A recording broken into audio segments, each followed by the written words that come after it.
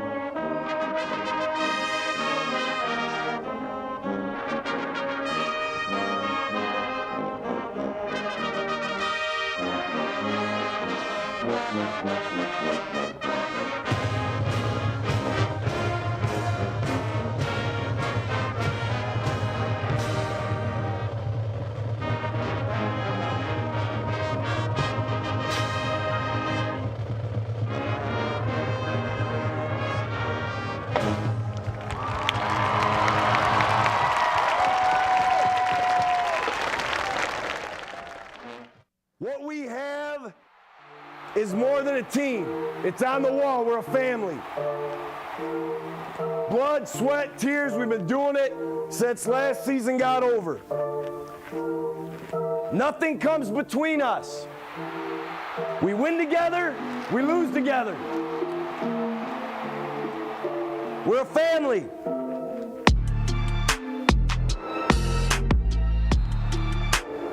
And into the end zone for a Cardinal touchdown.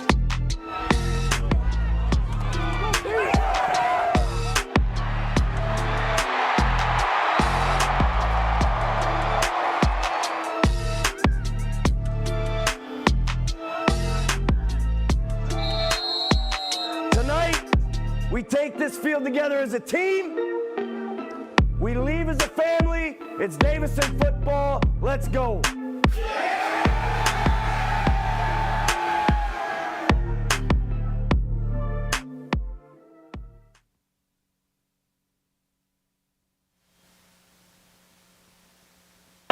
Home is where the heart is, and it's hard to find more heart than what we have here in Cardinal Country. It's homecoming week with all the festivities we know and love as a community. Powder Puff's been played, the parade's been walked, and now it's game time. Just 2 years ago, we couldn't even play the same game, the same matchup because of COVID, and now here we are, the stands overflowing with Davison pride.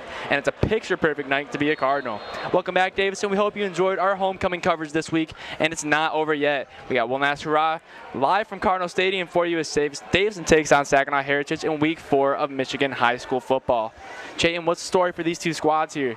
Yeah, it's definitely going to be a battle of the birds, so to say. You know, Heritage coming off a big win over state semifinalist Grand Blanc as that kickoff gets received by Davison. Huge hit there. Was not going to get tackled, that's for sure. Yeah, definitely not going to get tackled. Definitely, you know, the Cards coming out a little bit weak last week against Traverse City Central, but, you know, by the end of the game, they definitely managed to get back into it and dominate the game. Then we got Heritage, yeah, like you said, coming off that big win against Grand Blanc. I didn't see that coming, that's for sure. Yeah, definitely. This Heritage team has taken a big step up as this Davison offense takes it on the field. You know, Heritage's offense is the thing that we talk about most, but we haven't really seen their defense do amazingly this year. So we're going to see them put to the test against this dominating Cardinal offense. Himmelon got a bunched up formation here. He's going to pitch right there. That's Jalen Flowers on the run. He's got a block. He's going to take that sideline for a nice little 5-yard gain. Yeah, I mean, Heritage, we'll probably talk about their offense a little later, but they definitely turned some heads last week with all those yards they put up against Grand Blanc. Yeah, you're 100% right there. Definitely put up a bunch of yards against GB last week, and they just dominated the entire game. Second and shorter here now. 2nd and 3, call it. He's got trips out to the left side and Tion on this right sideline, or Hill, excuse me. And he's got Flowers next to him. Let's see what Billy does. He's gonna pitch left this time. Looks like that was Hill in the backfield with him. He had some blockers, but didn't have enough time there to shoot through. Looked like he didn't want to quite burst through that hole, worried about getting hit or something. Yeah, AJ was just a little bit short on that. He was brought down by the leading receiver. Some call him the #1 receiver in the state, Issam, and obviously a great threat as receiver. But we see him here at corner doing just as good of a job bringing down Davison's running back there. He's one of those key returners here for Heritage going into this 2022 season. Man in motion. Hemmeline wants to throw. He's got a man chasing him. Gets the throw off. Bobbled there. Tough break there for number 10, Bryce Fortune. Had it in his hands and got hit from behind, bobbled out. That's going to bring up 4th down on the first drive, and it looks like they're bringing out the punting unit. Not how you want to start a drive against a team that's known for their offense. But still plenty of game left to play. Only 1 minute off that clock so far.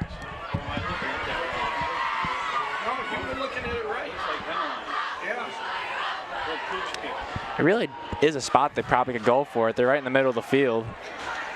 But it looks like they're set to punt, and they are. Good distance on that one. He's going to field it. Takes that right sideline. That's number 2, Braylon Issam. Issam, excuse me. Yeah, right dead center midfield. I think it was a little bit too long to go for it. Just the risk. It would have been great field position for the Hawks, and they don't want to give up a easy first drive touchdown. Let's see what this Saginaw offense can do. They've been turning heads thus far in the season. Put up 174 points on the season so far. Just a little less than 100 what they had all last season. They had 247 on the season last year. And they're already approaching that in week 4. Hard count doesn't get Davison. Still got plenty of time left on the play clock to work with. He's got 2 receivers out left. Floats one over. Catch completed. He's got space to work with. He's got a swarm of cars chasing him down, though. Big gain on the first play here for the Hawks. And that was Carrington Pryor on the catch there, senior, excuse me, for the Hawks. Yeah, you see that Davison D-line, they still tipped the pass. They just, they couldn't manage to make sure it went incomplete. They tipped it up, and it was a great job by Pryor just coming down with the ball. And, their defender stepped right up because they saw it was tipped, went for the interception, but he got a little bit of extra yards out of it. Ethan Mason out there leading this offense.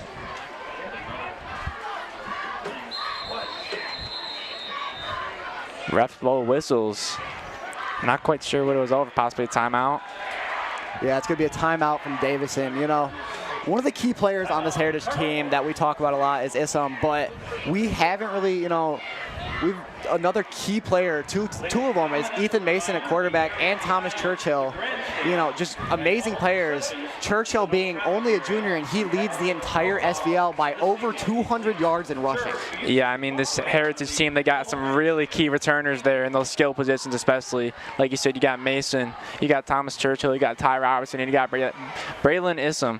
That whole offensive core right there, all headed by some key returners that are putting up huge numbers thus far. Yeah, and talking about Heritage's huge last game against Grand Blanc, 569 yards of total offense, 386 just rushing. So, obviously you can see Churchill and Mason, a little bit of a scrambling quarterback, can definitely do the work on the ground. Keep in mind, this is a Grand Blanc squad that just went to the semifinals last year in D1.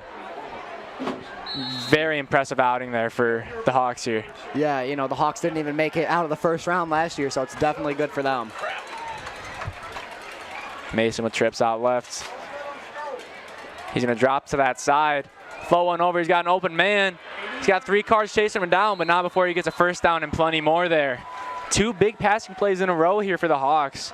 Davison's secondary that we've seen is pretty strong in the past couple of games. Not doing so hot to start here. Yeah, you saw, D-end and tight end Bryce Fortune there came out to cover that receiver. And, obviously he's not a cornerback, so he's not used to, covering the receiver in wide open turf. So he had to close that distance fast and a little bit too short, so they got another first down on this first drive. In Cardinal territory here now. They're going to push the ball right up the middle there. Fumbled! Hawk gets on top of it quickly there, though. Almost a huge play by Davison there. We saw at the beginning of last week their run game was not doing it at all. They just TCC ran straight through the D-line. But here, the first run of the game, they get a fumble. And that's exactly what the Cards want. This is a defense that loves a turnover, that's for sure. I don't think they have yet to go a game without forcing one this far. Yep, that is true. First game INT, their first home game against DCC had a Birthday fumble. boy Dosh returning the touchdown, and last game we had Big M, Marlo Mahomes returning for a touchdown too. Hard count doesn't get the Cardinals again. That's a disciplined defensive unit out there.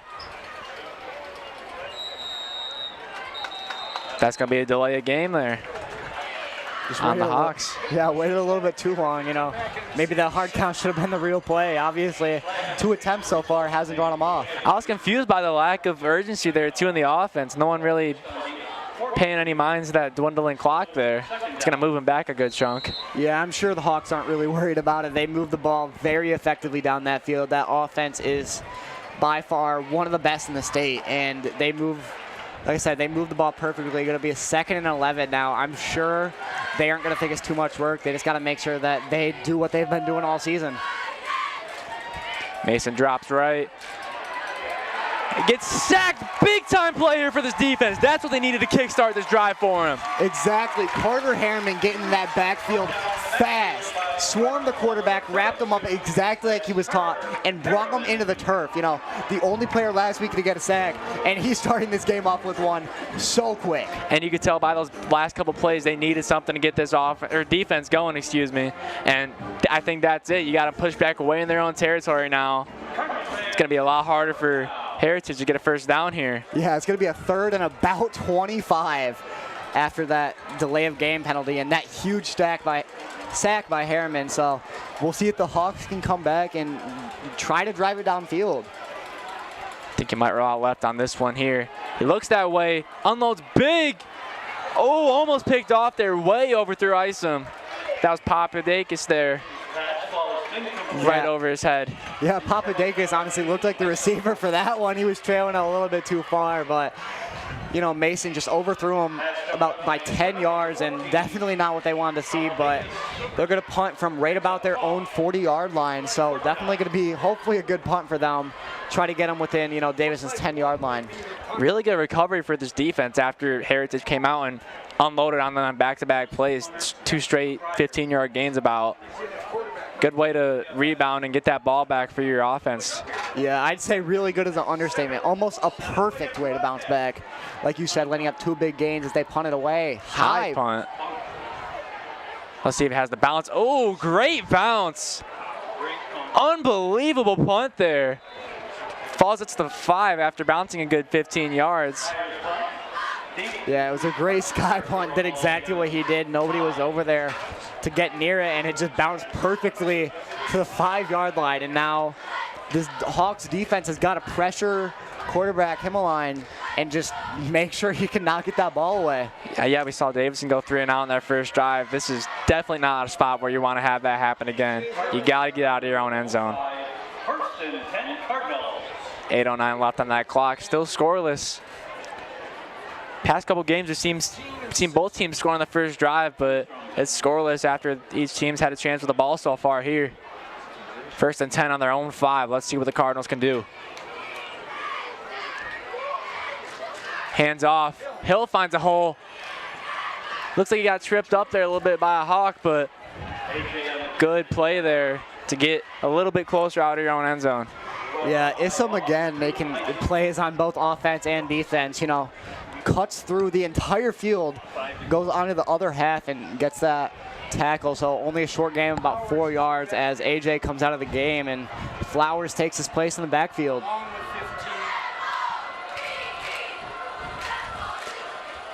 One receiver out either side for Hemline here. Snap is a little high there, hands off again. Flowers gets wrapped up pretty early on there, not too much to gain. And now we're in the same situation we just saw with the Davidson offense last drive. Third down, even farther back than before. Yeah, it seems like, they were just trying to run the ball, negate any chance of, a bad snap or, a drop back too far. Yeah, safety. So now they're going to almost certainly have to air it out, and we're going to see, this Hawk secondary, do their first work of the game, and also Davidson's receivers. So we'll see what happens here. Looks like they want to pass it. They got receivers out either side. Got one in motion coming across Flowers. Billy rolls that side, gets a throw off. Finds his man on a great passing play there. Papadakis sliding down for the catch. Yeah, very solid gain to get out of your own end zone there, that's for sure. Yeah, great play by Hemline, just rolling out perfectly. He had a man tugging on his towel, and he would not go down. He slings that one, like you said, Papadakis just sliding to the ground as we're going to have an official timeout for injury. Looks like number 8, Ty Robertson. That's one of those key returners here too on the squad that we mentioned earlier. While Churchill's been doing the majority of the running work here, Ty Robertson's had a very strong contribution. 7 scores for him with 180 yards in the season. He's going to walk off the field in his own power. Good to see that. Hope he can come back into this game later so we can see what the junior can do. Yeah, something we haven't mentioned quite yet. Most of the key skill players on this offense are juniors. I know, it's a really good thing to have going into next year. It's early in the season, we're thinking about this year, but they're going to have some studs on that offense next year. Yeah, that's going to be a team to look out for. Yeah, that's not something you necessarily see in Davidson's team, quarterback and two wide receivers and a running back, all seniors. You know what it reminds me of? It reminds me of that 2019 Davidson squad. You had Sully and you had Harry. You had a lot of these juniors that were really strong, and you had a really great offense. That's what this Heritage squad kind of reminds me of. Yeah, and we saw it last year without all those seniors. Davidson crumbled, but, so far Davidson's been looking a lot better as that A.J. Hill handoff. Breaks a tackle, gets a very good gain out of a run that didn't look so good at the start. Breaking that tackle that he saw on the end of the line first was really key there. Got through just short of the first down marker, if not at it. Yeah, pretty much on the line. They're to say 1 more yard to gain as he comes out of the game. You see he picks up a really good yardage on the runs he gets, Definitely not a huge... Give a little bit more of the snaps to Flowers, but when he's in the game, he does his work. And, being only a sophomore, he will be a definite key returner for next season and the year after. Cardinals running core just shy of 200 yards last game between the two. Handoff to Flowers, knocks over his own lineman. He's going to get the first down there off a solid yard gain there. Hey, that's what you call following your blockers. Sometimes you just got to go over them. As long as that man's on the ground, you can get through. You got to take what you can get. He body slammed him. Sent the big boy into the dirt, but he got the first down for the Cards. Yeah, Flowers is definitely a big guy. He's a power back for sure, and he showed that against his O-linemen. They protect him though. They keep him exactly how they want, and doing a good job so far. This O-line has not collapsed this early in the game, so we'll see how they do for the rest. First down on their own 33 still. Hands off again to Flowers. Gets whipped around, stays on his feet.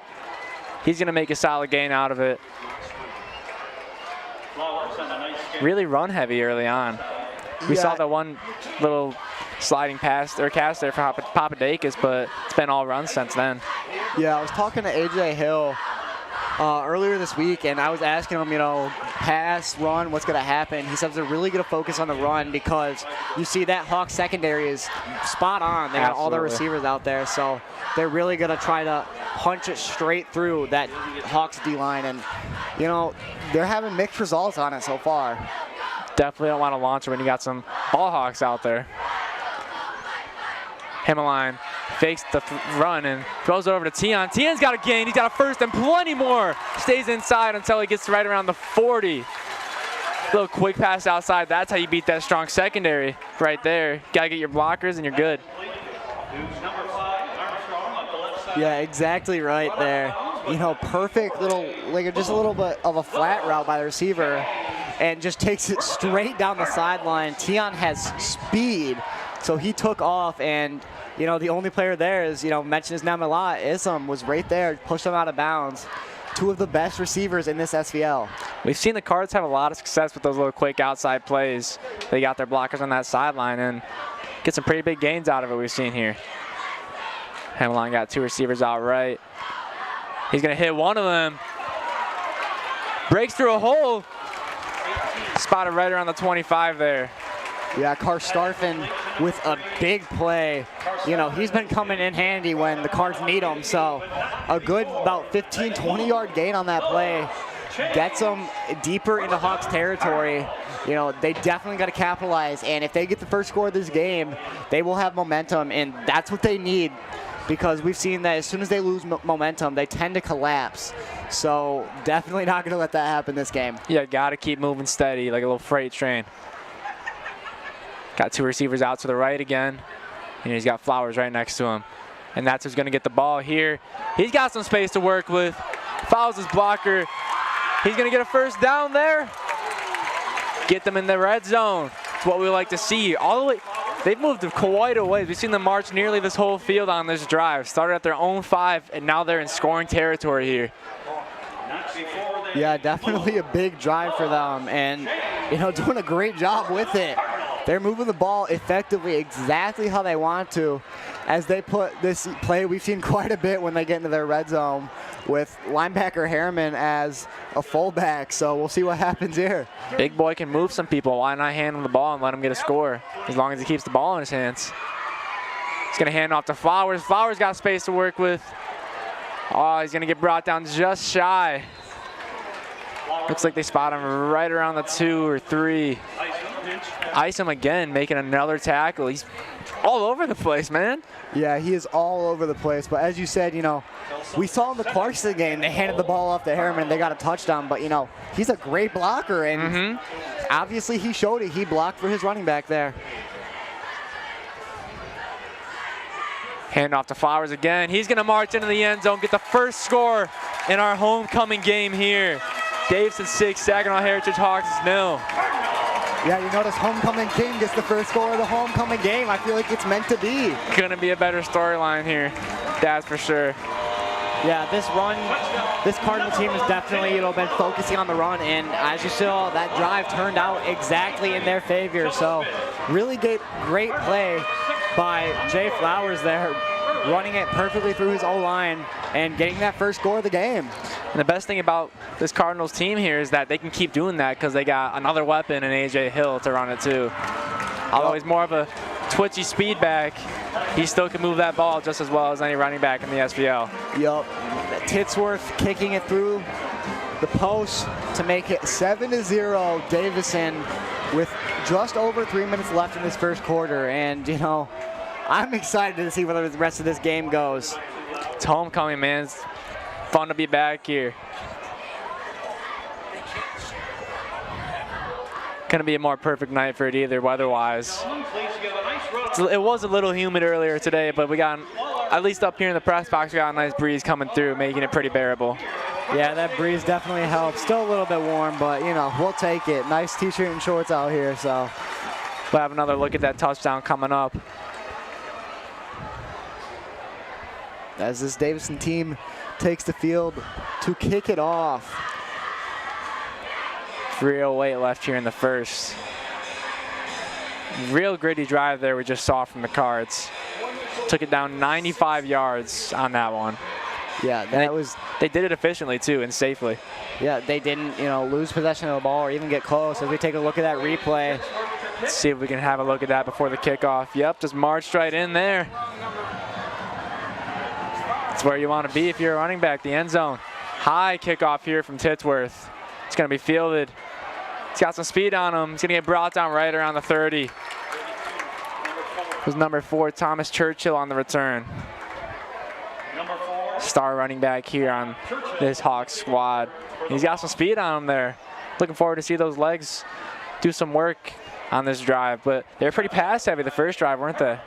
Yeah, definitely pass heavy. You know, you saw when they did pass, the secondary has been, you know, tightening up and locking down. So maybe since they see the secondary adjusting, maybe they got to adjust now and, you know, pound the ball through, and maybe it'll work out better for them. You know, Churchill has over 600 yards on the season, so he's definitely effective at what he does.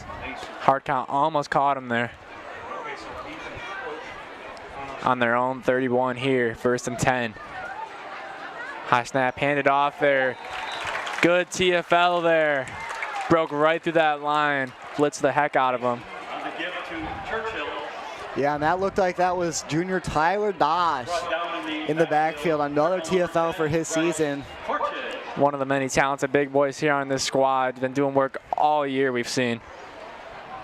Yeah, we'll get to him and one of his D lineman buddies later in this game, but we got to see what the Hawks do here on 2nd and 13.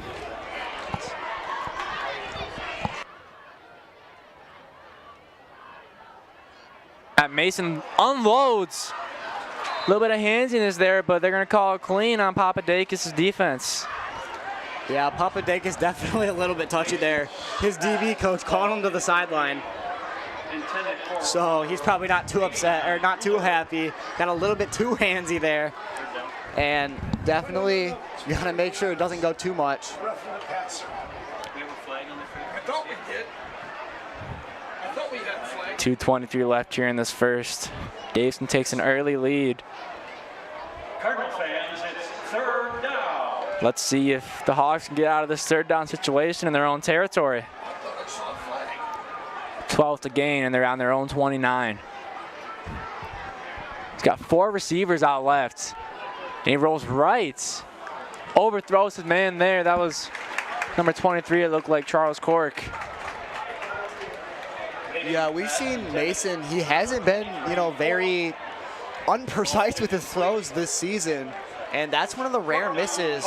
You know, he is, I believe, 3rd in the SVL, just behind Braylon Himmeline.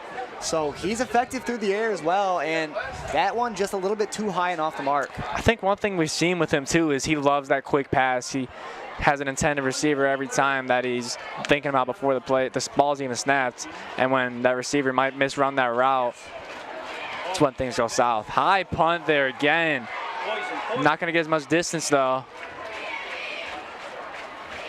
Doesn't really get a good balance to it. It's going to stay about right where it landed on that 43, it looks like, 44. Yeah, you know, the high punt worked out from the first time, but not the second time. Davison going to have great field position heading into this drive, hoping to go up by 2 scores, you know. Like we said, this offense was the thing we had to worry about, and so far they're doing a great job stopping it. Well, we know Davison had a really strong offense, stopped one of the better teams in the state, Clarkson, as well as Traverse City Central. And we knew coming in that the big boys on the line and those guys in the secondary were going to be putting the work in, and they've done so tonight, that's for sure. Had a couple holes that they had to fill early in the game, and it seems like they've already patched them up. Yeah, you know, last week it took them to get out of the first quarter completely, but, you know, after the first drive, Davison adjusted, and, you know, I'm sure everybody's very okay with that, you know, get it done early as Braylon lines up. Flag flies. Looks like he might have snapped it a little late. They're going to call a delay. Carr's got a timeout off just before the play clock expired there.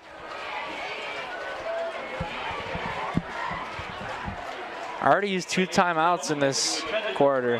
While we're in a timeout, let's have a little bit of history lesson here between these 2 squads. They've only played each other 3 times, and Saginaw has yet to win one. Isn't that right? Yeah, you know, last time we technically saw these 2 play, it was 2020, which was COVID year, homecoming. They had to forfeit that game. And, you know, the last time we saw them before that was 5 years earlier, where the Cards dominated 42-3. And then the season prior, saw them again. We didn't score as much, but still only allowed 3 for their part. It's really a team that we haven't let do much of the scoring, that's for sure. Yeah, Cardinals have been dominant against this Heritage team, but, you know, like we've mentioned, they just came off a GB win, so. And this is probably one of the best offenses, if not the best, we've seen come through Heritage, so this is definitely going to be a test on that history right there. Yeah, best ever for Heritage, and, you know, possibly one of the best in the state right now. So this Davison defense has got to step up and do their part, and so far they've done just that. They got their work cut out for them. They still got 3 more quarters to play. Hemmeline hands off to Hill. He's going to get stopped up right around the 45 there, it looks like. Not too much, but any positive is positive. Oh, yeah, any positive they will take. And, you know, talked to AJ a lot this season. You know, his goal is definitely to break that 1,000-yard rushing mark, and he's definitely on the right track to it. So, yeah, I mean, only a sophomore. He's still got so much growth to make. He got so many minutes as a freshman. Still getting plenty of minutes as a sophomore. I can't wait to see where he goes when he has that starting running back spot all to himself. Really going to have a field day with that one. Exactly, Mason. Got 2 receivers out right. Hemmeline's going to hit one of them. Karstarf in there drops that one, slips right through his fingers. Looks like he might have gotten hit, though, pretty quick after that. Yeah, if he caught that, I have a feeling. Might have gotten rocked. Yeah, He had 2 Hawks there ready to hit him. Yeah, Charles Cork II probably would have put him in the dirt as soon as he caught that ball. So I think they'd rather take, you know, incomplete pass over a tackle for loss. 3rd and 8 now, though. We're in another 3rd down situation. Let's see how they tackle it. Pretty bunched up there on the line, but they got a receiver out either side. Braylon's going to drop right. He's getting chased down by 3 Hawks. Picked off! Eisen picks it off. He's got space to work with it. Brought down by Fortune. Good tackle, but man, you cannot throw a pick that early against such a good offense. Or defense, excuse me. Yeah, exactly. You know, the wide receiver, one of the best in the state. Obviously a great DB, too. Absolutely steps in front of Fortune on that one. Perfect timing, and just picks that one off and takes it about 15 yards up the field. Well, and when you look at Isom, you know he's a star wide receiver, so you know he's a ball hawk too. You got to look out for that. If you're gonna throw anywhere near him, that's got to be on the money. And that throw just, it was on the money, but he jumped that route perfectly. Came out of nowhere, caught it, and got a good game with it too. Yeah, you know, normally DBs don't have the hands of receivers, but this DB is a receiver. Yeah, it's different when you got a receiver in that spot. Exactly, and he's showing why he's one of the best in the state. Going out here, now he's on offense. We'll see what he does. Mason holds it himself, pitches it. He was still behind the line of scrimmage. It hit the ground. We're trying to figure out what happened here. Slipped out of the intended ball carrier's hands. They're saying 2nd down. Super close. They're saying Hawks ball out there. That was a close one, though. You cannot mess up a pitch like that when you're getting chased down by Cards. Yeah, you can definitely tell Mason was expecting his back to be there, but he was a little bit too far back. Mason took off with it. You know, I thought he had some space to work with. I don't know why he didn't keep running. He had a hole he could have shot right through. I mean, if you get sandwiched, you get sandwiched, but it's football. You're going to get hit. I agree, but, you know, got to protect the quarterback, so he chose, instead of getting a 5-yard gain, to hopefully pass it off and take less of a blow himself. And now we got a 2nd and 11 here. He's going to drop, throw left. Another drop pass there. 2 in a row here. This offense that looks well-oiled here in the first drive. Showing some signs of weakness here. We got our card down there. Yeah, getting helped off. Officials timeout. That DB being number 7, Logan Honeycutt, a new player on this team, and he does not look good. Hopefully he can get back up, because he is a starting defensive back, and it would be a big loss for the Cards. Hate to see injuries on homecoming night especially. Yeah, his senior year also, so this is one of his last big games at home, so definitely not one he wants to miss. Looks like he got pretty bunched up there. Must have landed funny.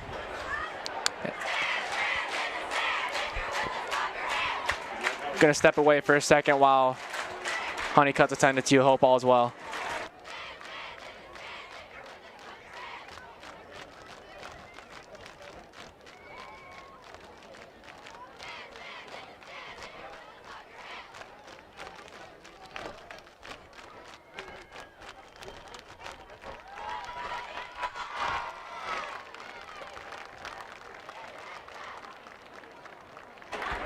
Back after the injury timeout, Honeycutt was able to come off the field in his own power. Glad to see that. looked much better after he had some time to breathe after. It must have gotten hit hard or something. Yeah, probably right in the ribs, knocked the wind out of him. Looks like he definitely twisted his ankle, got back up, wobbled off. Hopefully he'll be able to come back into this game later for the Cards. For now, we're just happy that he got up on his own power. And now we got Cardinals football back at you.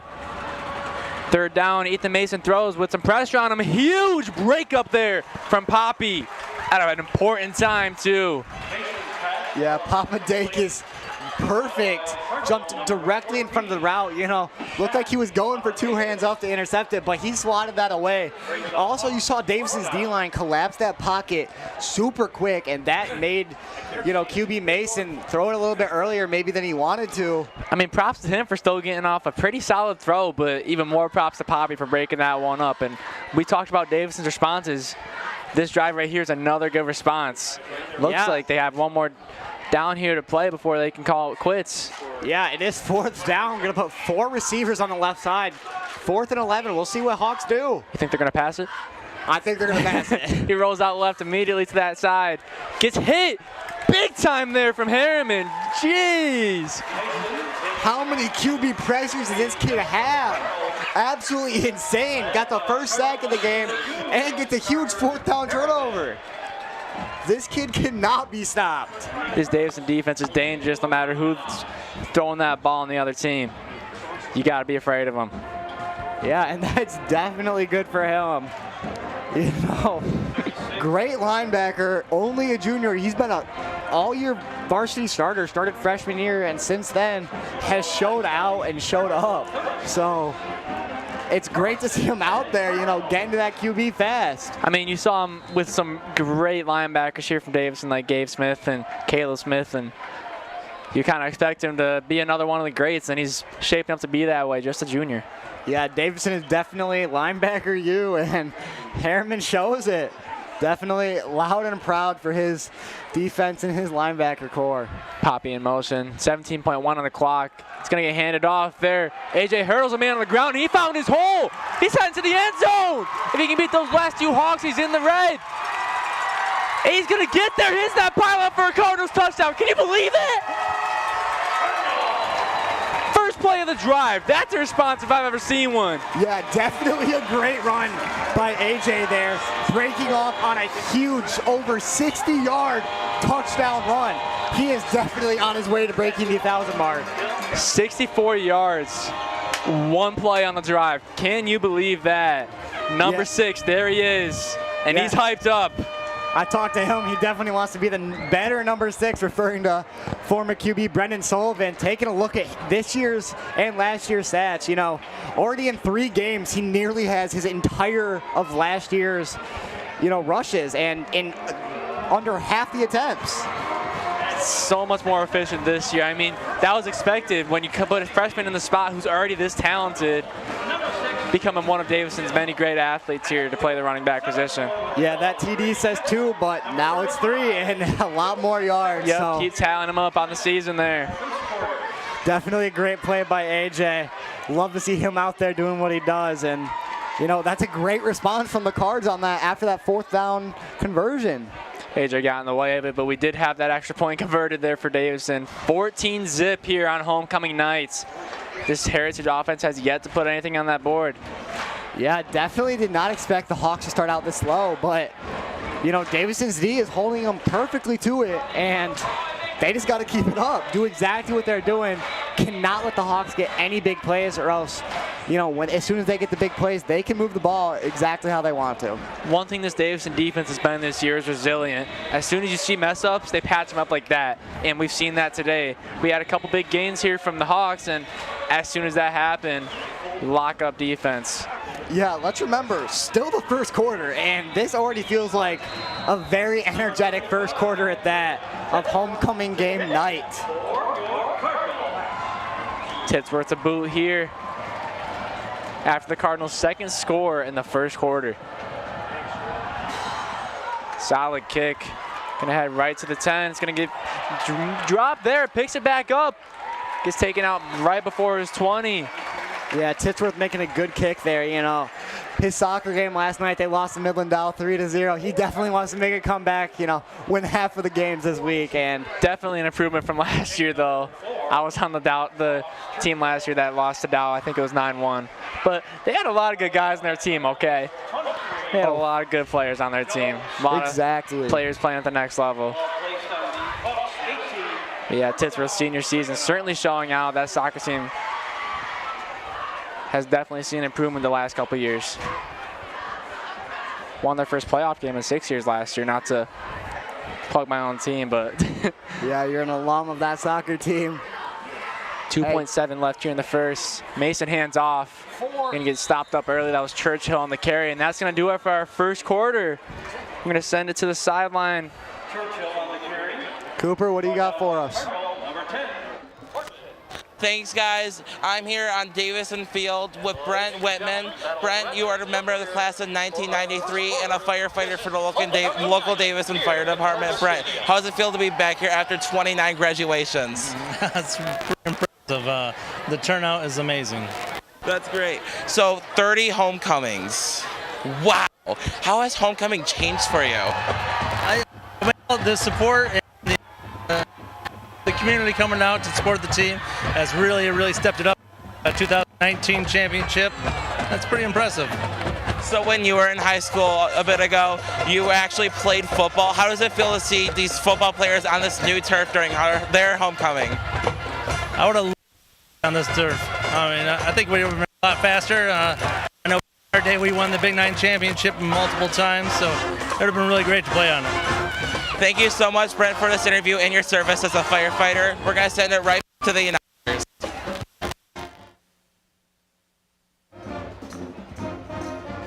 And we are back. Thank you, Cooper, for that. Taking a look at, all Davison alum. Tonight is the night they all come out, and it's nice to see them here supporting Cardinals. I feel like an old head. It's my first year being an alum. Yeah, your first year as an alum, but, I'm glad to have you here. I'm right glad by to be my here. side. I'm glad to be here, that's for sure. Always fun to come back down and watch some Davison football and talk about it with you. Tries the hard count again, but they cannot get him on that. This D-line too disciplined. Exactly. Hands it off there. Couldn't quite tell who the ball carrier was, but whoever it was, he got hit hard. Yeah, hit very hard. Churchill on that just could not break through. This D-line stopping the run so much more effectively than they had in the first two and, even the start of last week. Saw Tion getting tangled up with Eisem, it looked like on the top of your screen. I don't know if you caught that or not. No call over there. Yeah, going to be a big third down deep in Hawks territory. Gonna have to convert this if they want a chance to gain any sort of momentum back, because honestly, Cards have the game right now. Yeah, they got to get some ground. They got to put their foot in the dirt and get some yards under their name. 3rd and 12 on their own 16. A lot of pressure. Good cast there. Completion. Spins. Just shy of the first down, it looks like. They might. Carrington Pryor there on the catch. Yeah, definitely going to be close to the line. Might even have to bring out the chains, but it does look like it will be about a yard short. So we're going to see the Hawks go for it on another 4th down. They look like they want to punch it through, but difference is this is a much more difficult spot to do it at. You're in your own territory. Yeah, this is Hawks already 0 for 1 on 4th down conversion. So and now you're on your own 27. If they it's gutsy, I respect it. If they don't get this, it will not be good for them. Very risky here. Tries again with that hard count again. Too disciplined for the Hawks, not used to that. Some confusion there in the defense, running into each other when they're trying to move around, and going to be a timeout for the Hawks after not knowing what to do. Looks like they just wanted to go out there and go for the hard count and didn't get what they want. I think they might bring the punting unit out in a second here. Yeah, we'll see. Definitely Hawks have the ability to break through and get a 1-yard gain, but with this Davison defense has not been, they've just been too strong. And talking about that defense, on each end we got two studs, both juniors, Tyler Dosh and Jackson Clark. Absolute studs right there.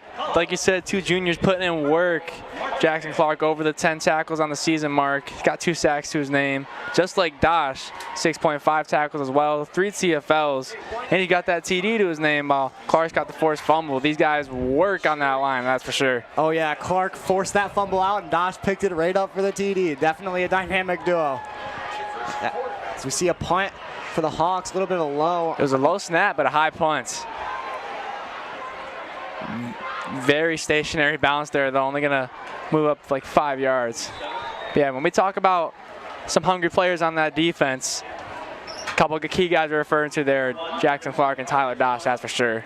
Yeah, but definitely the entire unit, you know, got Big M out there, got Harriman, Poppy, Tion, all the DBs. You know, everybody puts in their equal amount of work. These birds come out to eat every game. Yes, sir. In this battle of the birds, you know, maybe you would expect the Hawk to win, but the Cardinals are definitely showing the Hawks they're the better bird. On the 47 here now. Hawks 47. This is Davison offense. Got 2 receivers split out either side with what looks like Hill in the backfield next to Hemmeline. See what they do here on the first play of this drive. Handoff right up the middle, gets stopped up quick. Good read there from the line. Yeah, great read. You know, 2 defenders ran on AJ, let him get a yard only. And, you know, after seeing that, you got to wonder, is that run defense going to take a step up? Because, you know, last drive, they let AJ get through for a big TD. So I definitely think their coach disciplined them and drilled run into their head after that, you know, break when the offense was on the field. AJ did have a little hole right there on his left side, just couldn't quite turn himself to jump through it there. Got taken down by those 2 Hawks. Second down. Looks right, low pass, picked! Second pick of the game. That is very uncharacteristic for QB Braylon Hemmeline. You know, only had, I believe, 3 coming into this game, 1 in every game. Now he gets 2 in 1. Not good for him, and that's just, it was a great read by Pryor, dove perfectly to the ground, you know, so close to the turf, but just gets his hands underneath it. My mouth's wide open. I did not expect that. I saw his little pass. I didn't expect to get picked off. Well, I'm going to look at that at the next break, but geez, that was a really good pick. Yeah, he scooped the ball up practically from the dirt, and we'll see if the Hawks can capitalize. He sends it deep down the sideline.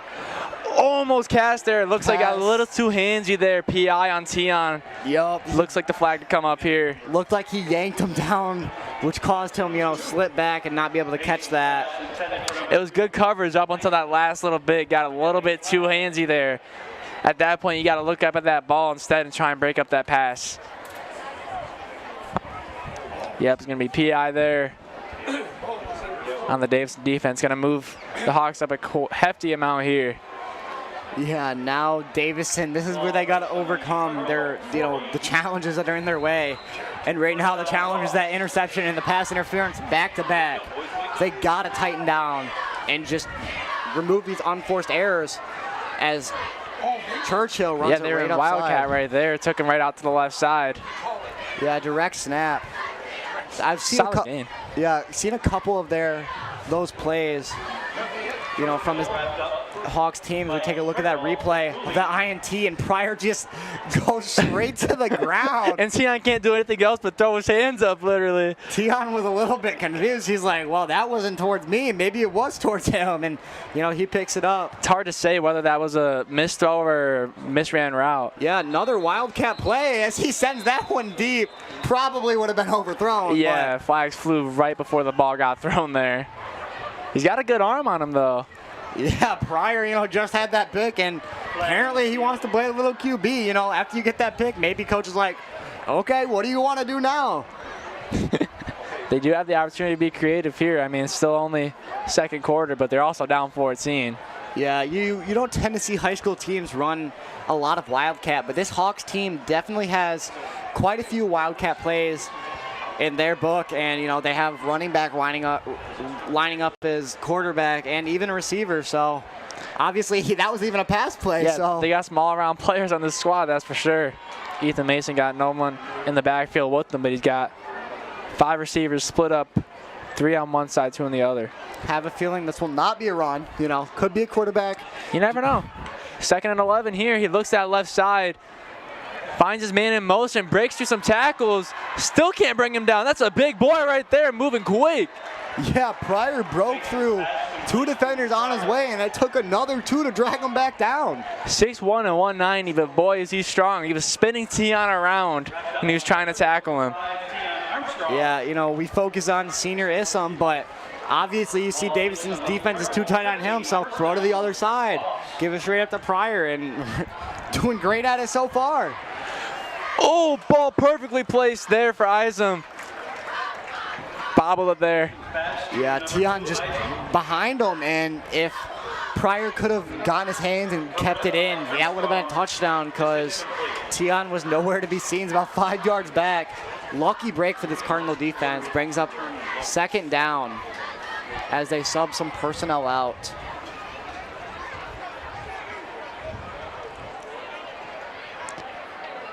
Tenth to gain here on that Davison 15. Let's see how they tackle it.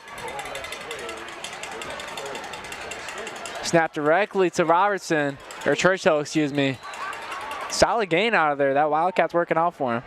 Yeah, Churchill was the one who looked like he was going to take the snap, but, you know, snapped it straight to the fullback and said, saw that play last week against Grand Blanc, and it resulted in a touchdown. So I have a feeling the Cards have definitely been watching that film and stopped that a lot better than GB did, just to make sure they couldn't get a touchdown or a huge gain out of it. Still got some positive out of it, but better than a touchdown, that's for sure. Yeah, especially how as far deep as they are into this Cardinal territory. 3rd and 5, let's see what happens. Looks to that right side, floats one in. Unbelievable catch there. Bobbled it with one hand and hauled it in. That's number 23, Charles Cork on the touchdown.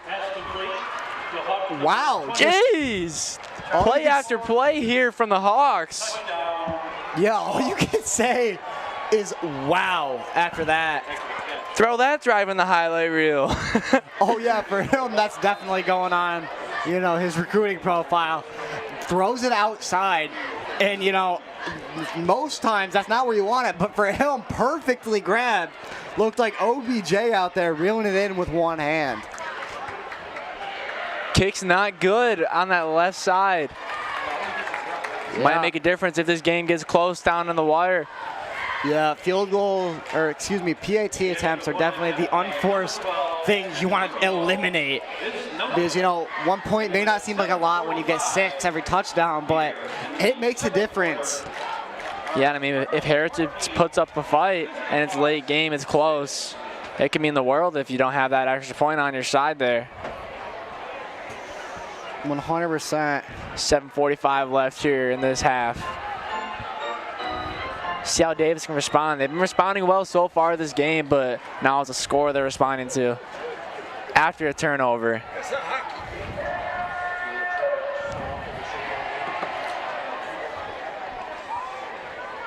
Yeah, shortly gonna take a look at a replay right here. And as you see, you know, chucks it deep. Floated the pass in perfectly there. Yeah, you know, Javion Johnson in coverage there. We don't see him out there playing a lot, and, you know, maybe that lack of playing time just let him slip through the cracks. And, you know, very unlikely TD, but a good one. Absolutely. I saw it bounce off his hand, and I couldn't tell if he completed it or not, but then I see him on the ground with the ball wrapped up. Heck of a touchdown there to get the scoring started for the Hawks. Low, but driven kick there. Taking it up that left sideline. Yeah, Chuck Armstead right there on the return for the Cards after that low kick bounced right into his arms. And, you know, got it out to right about the 40, going to be marked at the 39, so not a bad spot for the Cardinals to start. Yeah, good being ready for it on there, that lower kick, ready to run it wherever. And he got a solid gain out of it. And, yeah, like you said, they're in good field position here to respond to that Hawks drive that really just put the Cardinals on a canvas. I mean, that pick, then that touchdown, just perfect drive there for the Hawks. Yeah, definitely, putting someone on a poster is more of a basketball thing, but wow, that's going to be a great poster for his room. Hopefully his camera guy got a shot of that. He's going to love that picture as Flowers in the backfield and him allowing to take the snap. Handoff there.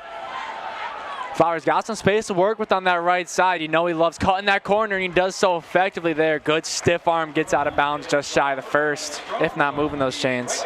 Yeah, we see that Flowers loves to take it outside. That's definitely his specialty, and right there he does so very effectively, pushing down the defender like King Henry does and getting about a 9-yard gain.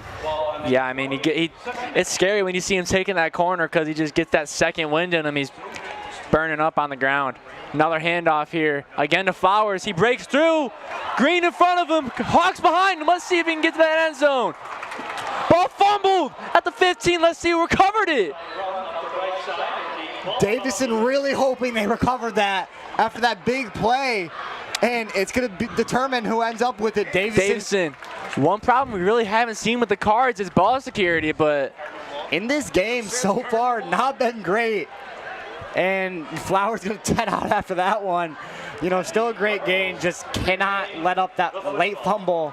Luckily, his O-line jumped on that fast and recovered it. Jeez, did not see that one coming. I thought he was just clear for a massive gain, but made his heart skip a beat there when that ball fell out of his hands. 1st and 10 on the Hawks 15 here now. Let's see if the Cards can get a score in. Still got someone out there. Hands it off again. Fighting for that extra yard or so. Couldn't tell who the ball carrier was on that. A.J. Hill. Yeah, Hill doing a great job breaking through his O-line. He's also, both the running backs love to take it outside, but interviewed him early this week, and he said that his coaches have made sure that they're punching it through the middle. Absolutely, because if you get those blockers, that backfield's going to be perfectly empty for him to burst through. Yeah, and right there, did a pretty good job. Got about a 6-yard gain out of it. 2nd and 5 here. Handoff again. Finds his space. Finds the end zone. How about that for a response? Cardinals touchdown here. Yeah, just an easy touchdown for Hill. Not much work he had to put into it. His O-line definitely going to be thanking him after that. 2nd touchdown of the night. And a great one at that. Just a good little run right to the corner of the end zone. He will take that all day. Running back showing out here thus far.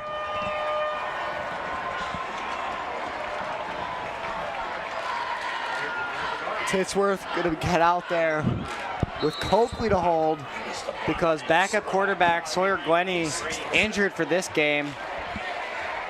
Titsworth the kick. A little bit high, but he gets it through. 21-6. Solid first half here for the Cards. Putting a good little gap between them and Heritage.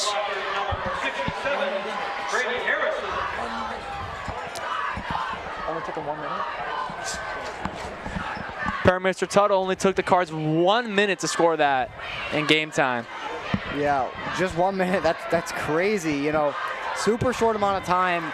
So far, every touchdown has been rushing. Looking at the stats, I could tell why. Braylon only 3 for 7 for 48 yards and the 2 interceptions.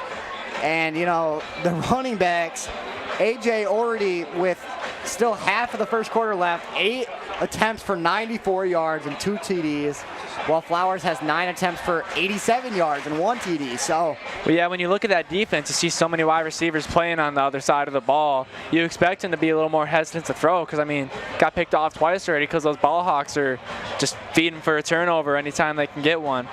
That drive got to go to the running backs, though. Yeah, definitely got to give them some thanks there. So far this game, they have been in control. And they're just going to, I expect to see them keep handing it off and pounding at the rock. Yeah, that Flowers run set up the Cardinals just shy of the red zone. Hill topped it off there.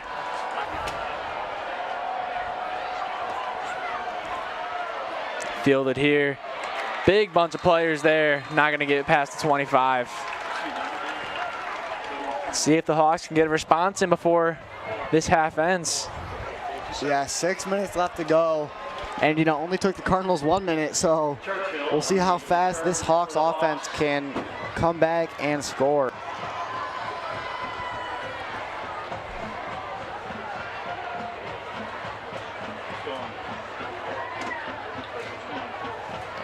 $15-point difference between these two squads right now. Just 2 scores and a little bit extra.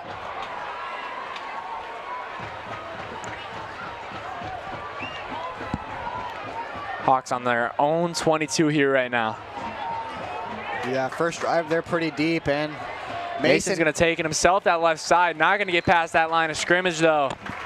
This time not going to make the decision to pitch it off, you know.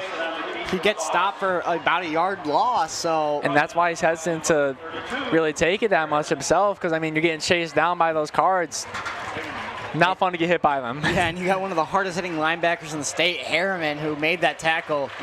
He's lucky he didn't get downhill and really put it to him, so they'll take that whenever they can. Clock's running now just past 5:40 after that first down loss. 23 is also in the backfield. Loading the box. Handoff, couldn't tell who the ball carrier was, but he's not getting really past that line of scrimmage either. This run defense is really toughening things up here. Yeah, Churchill again going straight through and not successful. You saw the Cards stack the box super early. You could tell they recognized it as soon as they got in that formation, so they adjusted, stacked the box exactly how they wanted to, and got in and stopped them at the line. 3rd and 11 here in their own territory. Mason backing up, pressured quickly, see if he can complete this pass, he does! Isom got nothing but space. That's a response if I've ever seen one, and that's why Heritage is one of the best offenses in the state. Hawks touchdown on a statement play there.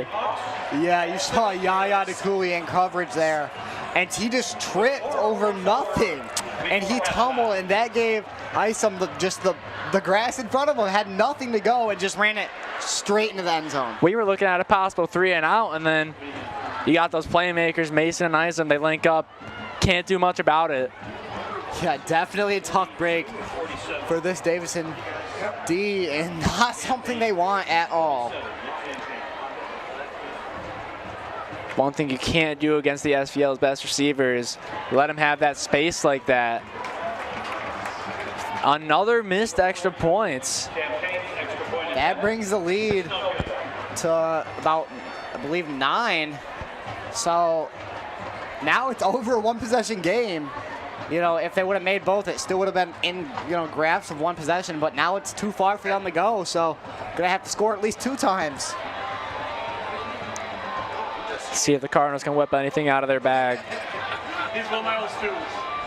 before this goes into the halftime break here. They got 4 minutes and 44 seconds to do it. They scored quick last time, but the Hawks scored even quicker. Yeah, it took them about a minute and I believe 15 there. Yeah. So just about as quick as the Cards. So. And it looked like they did it in less plays too. I mean, that was their first set of downs. Looking at a possible 4th down, and on 3rd and 11, unloads big time to Isom. They aired out and are successful. So Davison's D is not going to be happy about that one. And their offense is going to come out to, you know, make sure that they finish the job and, you know, get some points on the board before halftime to go back up by 2 TDs. Another low-driven kick there. Picked up at the 15. He's going to field it. That's Buddy Williams there. Takes it just shy of the 25. Solid little return there. Yeah, you could tell they were hoping that one would bounce out of bounds. And if that did, it would just take it to the 40-yard line. But, you know, stays in bounds, just drops on that turf. Now Hemmeline, you know, after launching 2 picks, has got to come out here and show these Hawks that, you know, they can't be ball hogs anymore. it's all right to be careful passing it, but I don't think this is a game where you can straight up not pass it. Because, I mean, we saw what happened with Traverse City Central last week. They tried to just stick to their run game. They got blown out here at Cardinal Stadium. This is a game where I get they got ball hawks, but you got to be prepared down low when you need to, especially when you got these athletes in your offense ready to catch that ball. Yeah, and it being the first SVL Red matchup, as that ball is handed off to Flowers, he breaks through. Is this a response right here? First play of the drive? I think that's the response they wanted, Mason. What a game we have on our hands here. Back-to-back-to-back scores. 77-yard run from Flowers on the first play of the drive. Are you kidding me? You know, I think Flowers heard us saying if they're going to respond. He's like, yeah, I'm just going to do it on the first play. Just keep it, you know, they're running the ball well. Just keep it on the ground. If it ain't broke, don't fix it. And they are certainly not fixing it.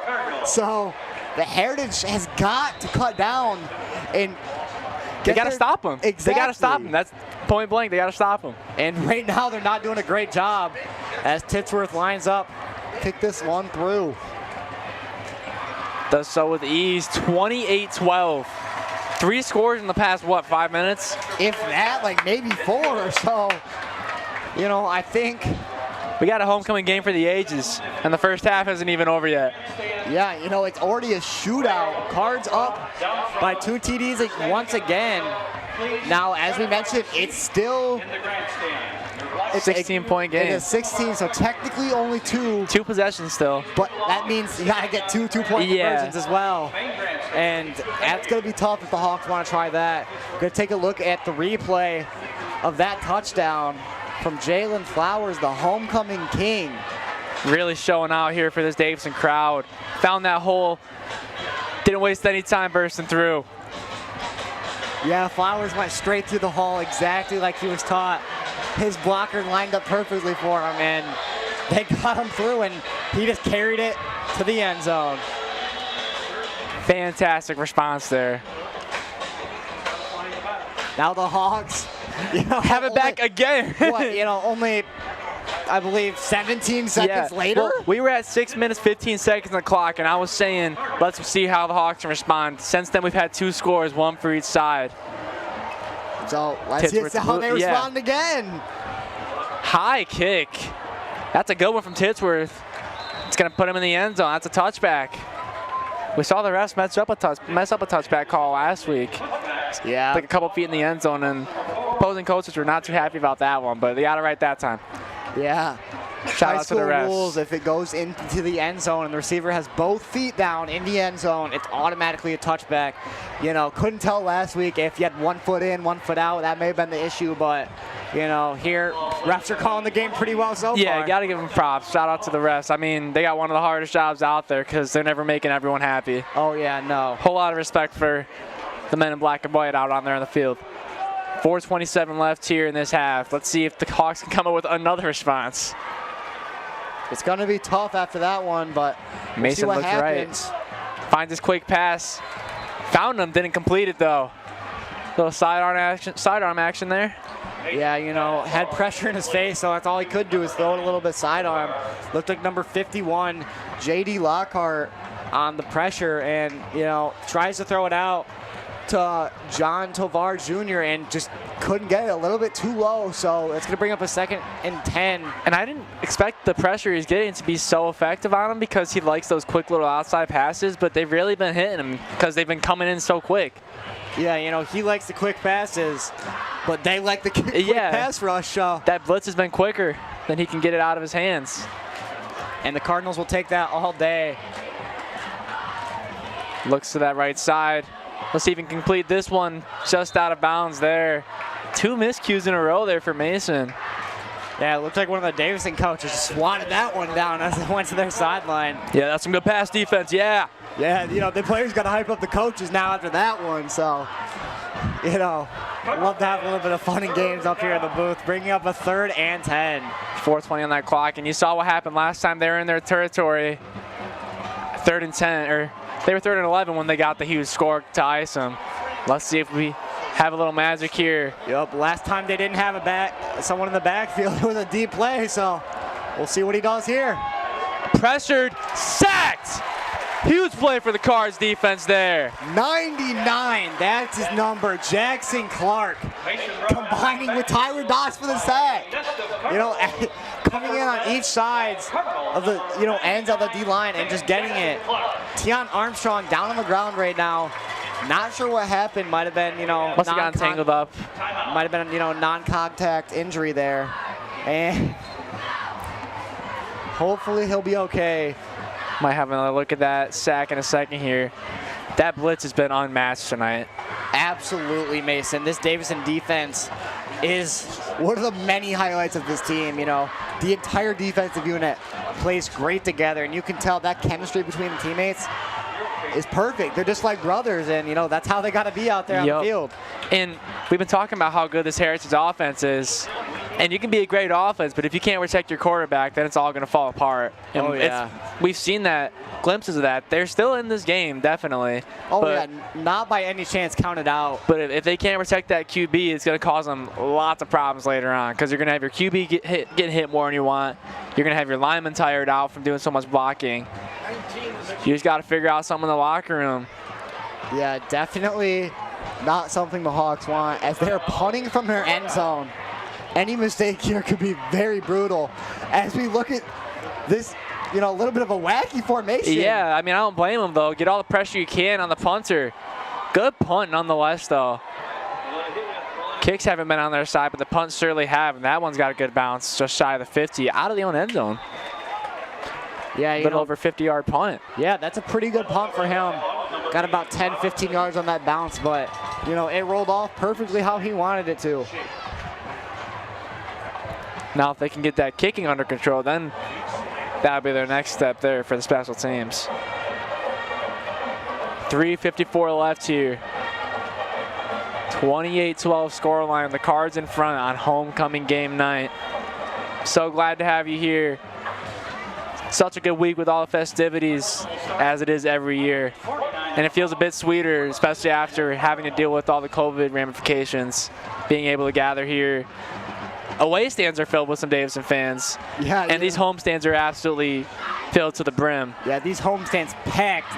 Not much room to even sit down, a phone or anything. Is handed off to Hill there. He's not going to get too far past the line of scrimmage. Yeah, as we were saying, stands absolutely packed for homecoming night, as they always are. And, I'm sure these Davison fans are pretty happy about what they're seeing so far. Starting to cool off a bit here now. Still a little bit muggy out, but nothing too bad. Yeah, we got a good breeze coming in since that sunset.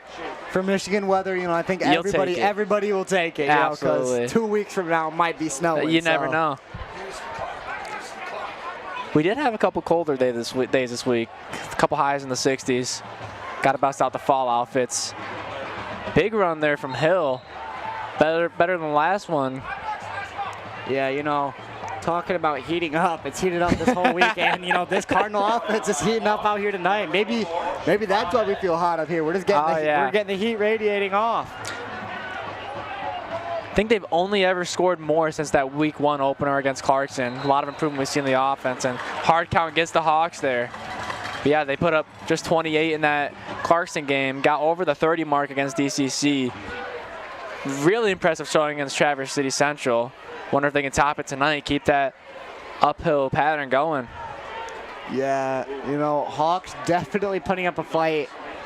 Down by 2 TDs late into the second quarter, and like we said, they're not out of it. But if this Davison defense keeps on the gas, maybe even switches it into nitrous, they'll be doing exactly how they want it. First and 10. After that flag there. The big factor is if we see Himmeline heat up, instead of just running the ball, if they get chances to pass, we'll see what he does. Hands it off. Flowers got some more room on the left sideline. Puts a man in the dirt.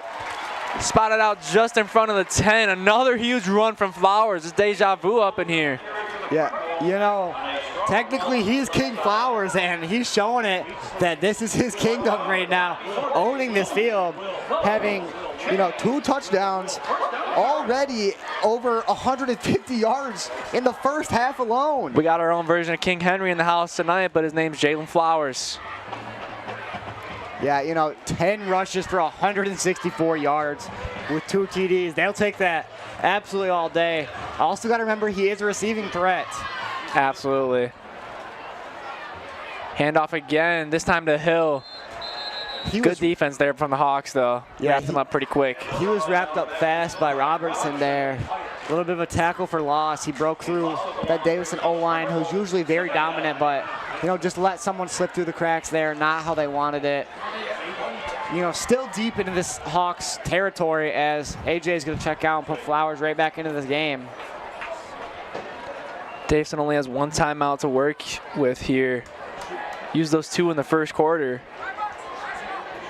And if they get that first down but aren't quite in the end zone and they need that clock stopped, you wonder what they're going to do. Yeah, might have to spike it as another handoff to Flowers. Not much on it. Now we're 3rd down and still a lot to go. Hawks asking for a flag.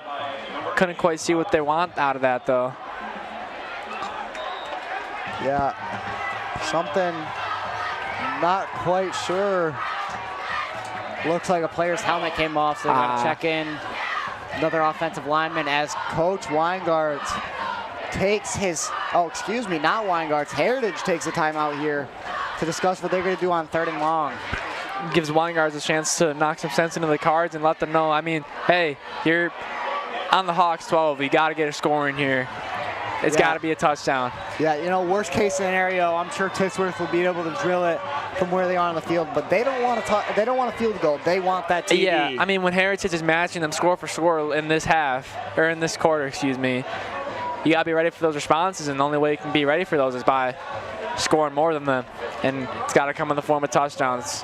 Yes, sir, Mason, you are correct. And, you know, so far it's been the run game, but Heritage seemed to, you know, start adjusting, and they're recognizing that run. So 3rd and long. What's hard about it here, too, is you can't just float a pass in the end zone because you got those ball hawks on the defense. They're going to spot that, and if they don't jump in, they're going to get some pretty good coverage on it at the very least. Yeah, 3 completions in the entire first half for Himmeline. And it's sorry, go ahead.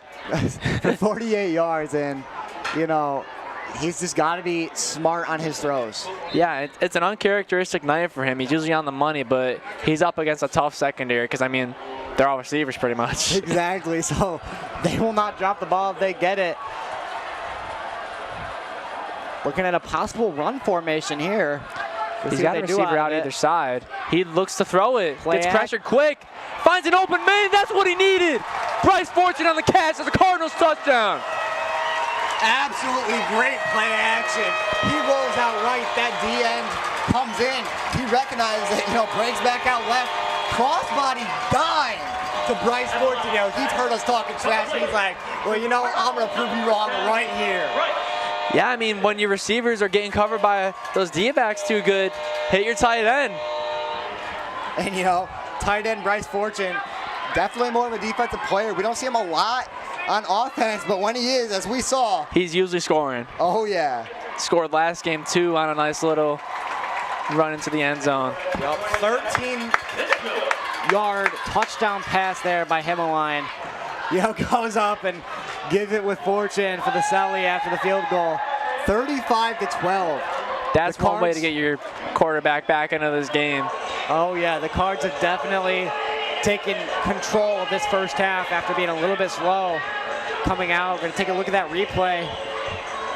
Yeah, we just saw him roll off that side perfectly, unguarded in the end zone. It's good.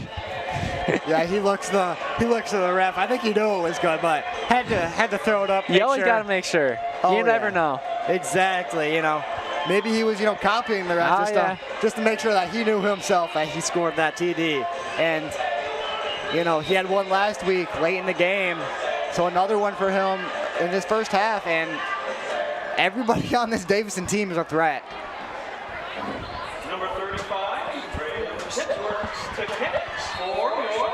starting to lose count of how many scores we've had in just these last 5 minutes of game time. I mean, almost filled up my entire hand. That's 4 scores here since that like 7-minute mark about.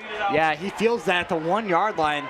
Davison defense, he breaks through just to the 20. When Churchill gets some space to work with, he can pick up the pace real quick. We've seen that from him. Yeah, he took it on the 1-yard line and got it up to the 20. So 19-yard gain, as it looks like Papadakis, the one who made that tackle, is on the turf. One of them might have collided helmets a little bit. He's holding that helmet. Yeah, definitely going to be, I mean, it's going to be a well-needed break for this Davison D. So I'm sure they won't really complain. Just really got to hope Papadakis can get up. We got 2 Cardinals down, actually. Yeah, maybe they hit each other, maybe they got pushed on the ground a little bit too hard. While they get help, we're going to, or it looks like they're walking off in their own power. It looks like they're doing all right, walking things off now. Probably going to get checked out on the sideline, though. Yeah, I got the GO athletic trainer out there, Kyle Hall. Very happy for him to be here. Absolutely. Both, teams' athletes. Don't know what we would do without him. Exactly, doing a great job at it so far. So shout out to Kyle, love him. But, Davison going to come out here on defense as Carter Harriman. You see him out there calling the plays for his D. 1:29 left here. Can we see another score? Fill up all 5 fingers for how many scores we've seen. Drops back deep. Picked off by the lineman! Are you serious? Oh my God! Cameron McCrill. Homecoming King candidate there. Just got it. And picked it off. Wow! Mason's screen pass did not go his way at all. Way too low. We got big boys scoring 3 weeks in a row on the defensive side of things. Can you believe that? Yeah, so let's count in the last 4 minutes. 1, 2, 3, 4, 5. More scores than there have been minutes. That is insane. And the Cards, looking at the scoreline, you'd think they'd be in the lead this entire game. But it's been a challenge up until these last 3 minutes. I don't know what to say, Mason. I don't know either. That came out of nowhere. Definitely love to see that, another homecoming king candidate picking the ball off. One more score and we'll be entering the mercy rule in the second half. Yes, we will. And mercy rule being 35 points, I believe, as it looks like Peyton Coakley holding for this kicker, gonna have to send in number 11 Naves instead. Sure, it won't be that big of an issue. 28-point lead, 4 touchdowns. Through the uprights. 3 scores for the Cards here in these last few minutes of the first half. Unbelievable. Jeez, this is what homecoming's about. Yeah. You got a great football game. You got an absolute shootout between these 2 squads. So fun to watch, so fun to talk about. Yeah, I see McCrill in the gym all the time hooping, and obviously he has hops. He jumped up, tipped it, and intercepted it.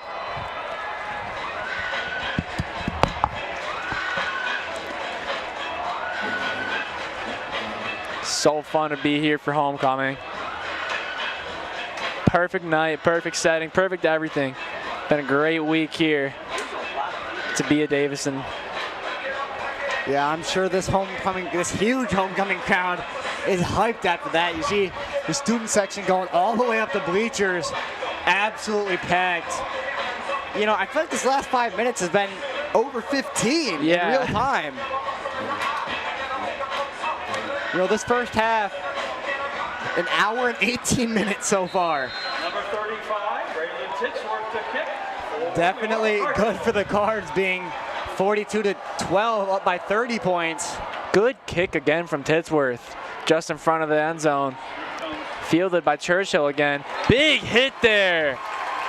Yeah, you see Honeycutt coming off the bench after, rolling his ankle earlier in the game, and he makes a huge tackle. I think he's feeling better now. I got a feeling, maybe Kyle put a little bit extra tape on his ankle and just, fueled him all the way through. A little bit of tape, a little bit of icy hot, you're good to go. Oh, yeah, and absolute beautiful play breaking through his blockers there, getting them down in their red zone, so. This Davison unit just firing on all cylinders, both sides of the ball, really just showing out now. Yeah, remind me, Mason, what happened the last time the Hawks were back this deep? picked off. Exactly. So their D-line definitely going to be looking at that again. And I'm sure their D-line receiving a lot of praise from the coaching staff as well. 1st and 10 on their own 12. Short pass out to the sideline there. Falls through the hands of looked like Churchill there. Yeah, Jalen Edwards, number 15 there. Looked like Churchill might have had a grasp on it, but he comes behind him a little bit, pushes him off, just loses grip of the ball for a big 2nd down. They like that short outside pass early on, just curling back in, but it's not working so well for him now. They got a lot more pressure on them. I mean, they got 30 points to make up. It's a lot harder to stay home, really. Those linebackers are recognizing that whenever they pass, most of the time it's going short and outside, so. Right to that left side. Mason hit unbelievably hard there. Silences the crowd. Chuck Armstead on that blow, taking place of, taking Gabe Smith's number, and he's hitting like him out there. That'll knock the wind out of you. Got punched with the helmet.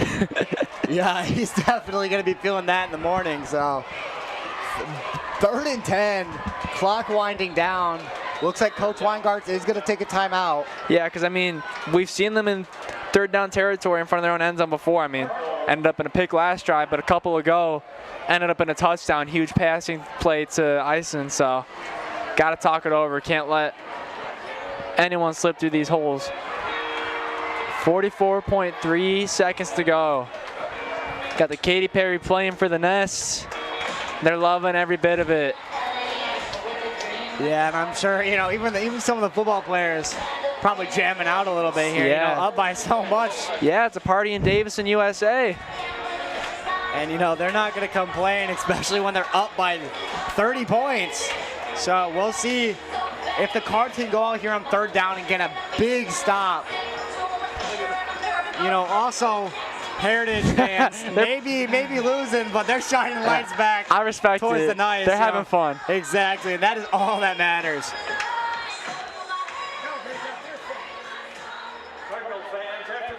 Three unanswered scores, is that? 3 unanswered scores from Davison against Heritage in the 2nd quarter. Just looking at the last 7.5 minutes of this game. It's been Heritage, then Davison, then Heritage, then Davison 3 times in a row. 6 scores in the last 7 minutes, which is, can't do the math, just under a score a minute. And that's just unheard of. You never see that as the clock's just going to wind down. Doesn't look like they're even going to take a snap. They might just to punt it away, but I don't think they're even going to take the snap here. Just going to walk it off into halftime. And yep, that's what they'll do. Heading into half. Those Cards are hyped. Yes, and they got good reason to be. They're up by 30 going into the half. One more score, and we're in the mercy rule going into the 2nd half. Yep, 42-12. Cards in the lead on homecoming night. Very excited about that. 42. Gonna have our marching band performance, and then we'll have our queen crowning, right? Yep, and it looks like we will be ready, almost ready to send it down. Excuse me, not to send it down. Band's gonna come on first, and then after their marching band performance, we will have the queen crowning here. And Cooper Austin on the sideline will have the interview shortly after the crowning. Don't go anywhere, folks. We still got a whole lot of homecoming festivities coming up for you.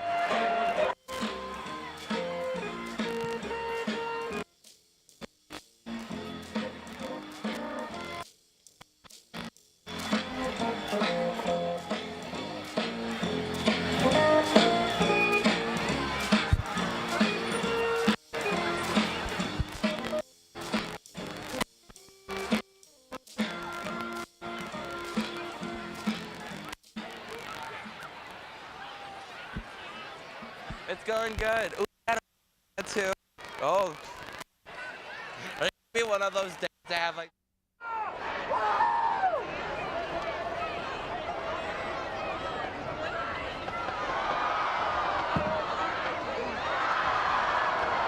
Ladies and gentlemen, please welcome to the field your 2022 Davison Cardinal Marching Band.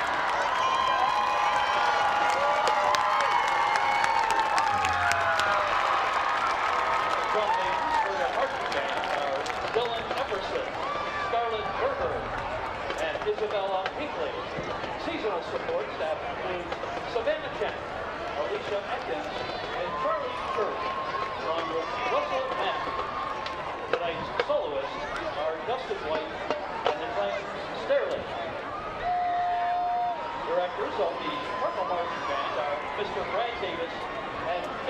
James Schuster. We hope you enjoy tonight's performance as the marching band performs the music from the Gary P. Gilroy Show titled Pirates.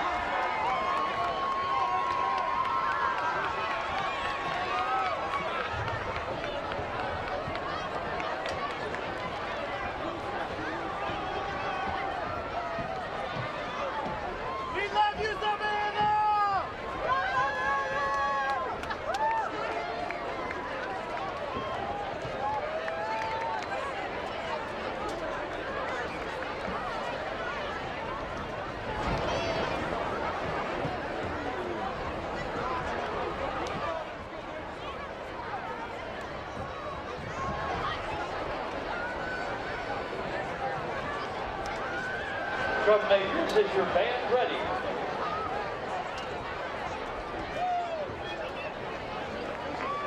Then it is my pleasure to present the 2022 Davison Cardinal Marching Band.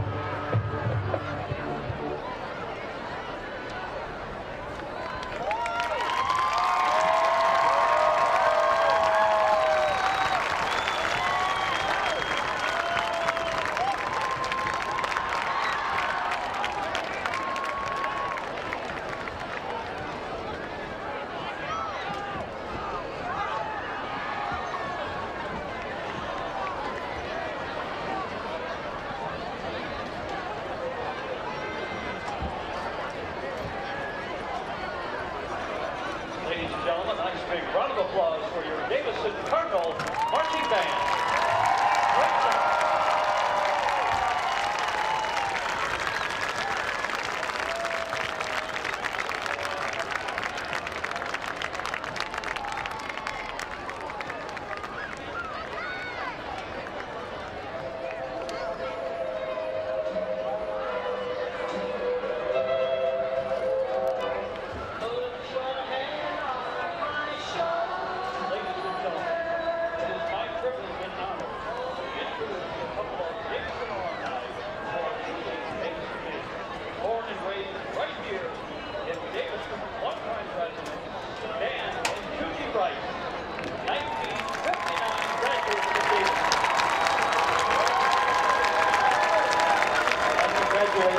And enlisted in the United States Army, where he fought for our country. Afterwards, returning to Davison in December of 1965, where he met Juji working at Pete's gas station on the corner of Iris and Davison Road.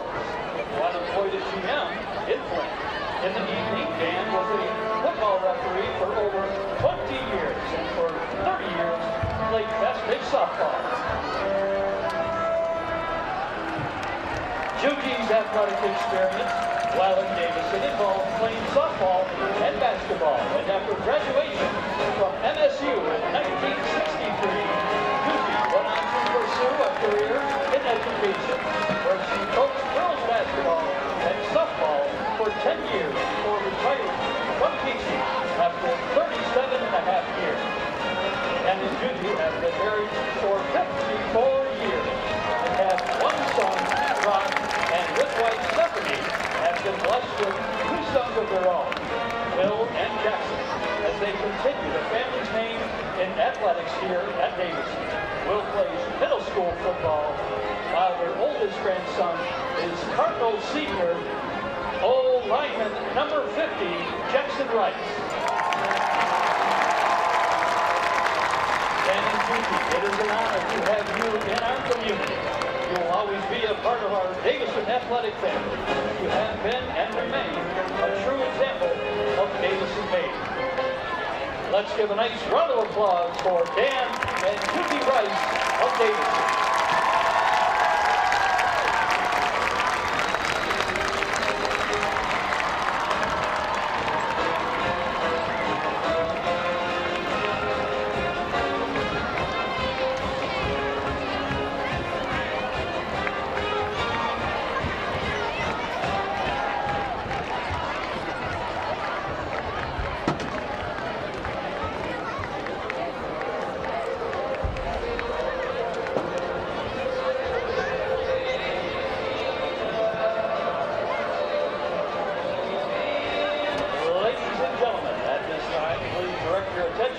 To the football field, we would like to introduce the 2022 homecoming underclassmen court and Queens candidates.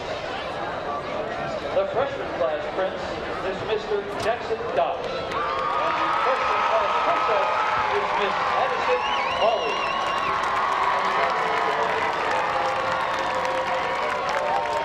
The sophomore class prince is Mr. Kyle Delaney, and the sophomore class princess is Miss Brooke Pizala. The junior class prince is Mr. Carter Harriman, and the junior class princess is Miss Paige Alice. Please give a round of applause for our outstanding underclassmen court.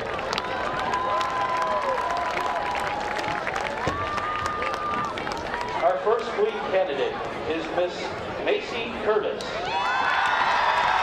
Macy is accompanied by her mother, Lindsay Keys, and father, Brad Curtis.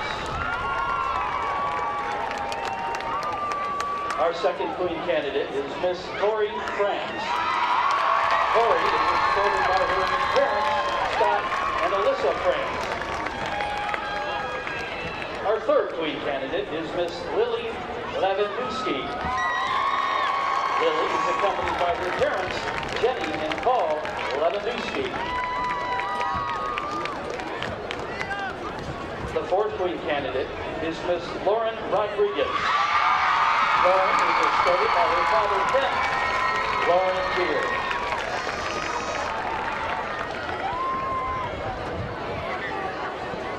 Our fifth and final queen candidate is Miss Morgan Sokolowski.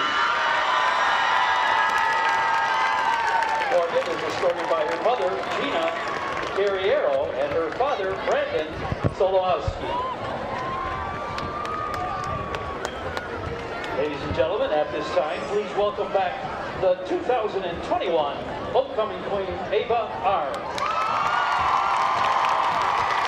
Ava will have the honor of crowning tonight's winners.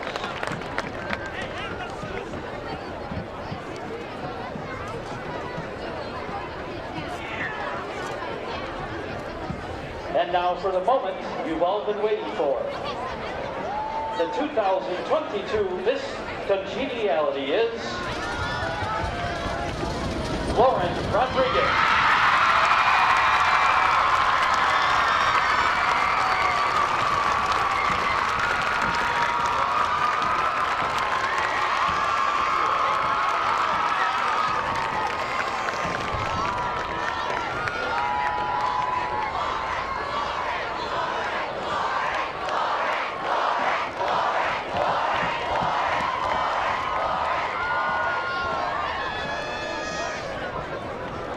Can we have a drum roll, please?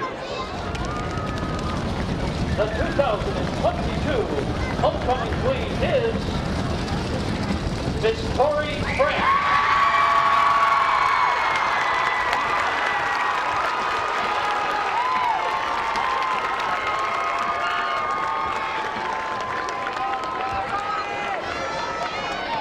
Congratulations to Tori, Lauren, and the entire Queen's Court for Homecoming 2022.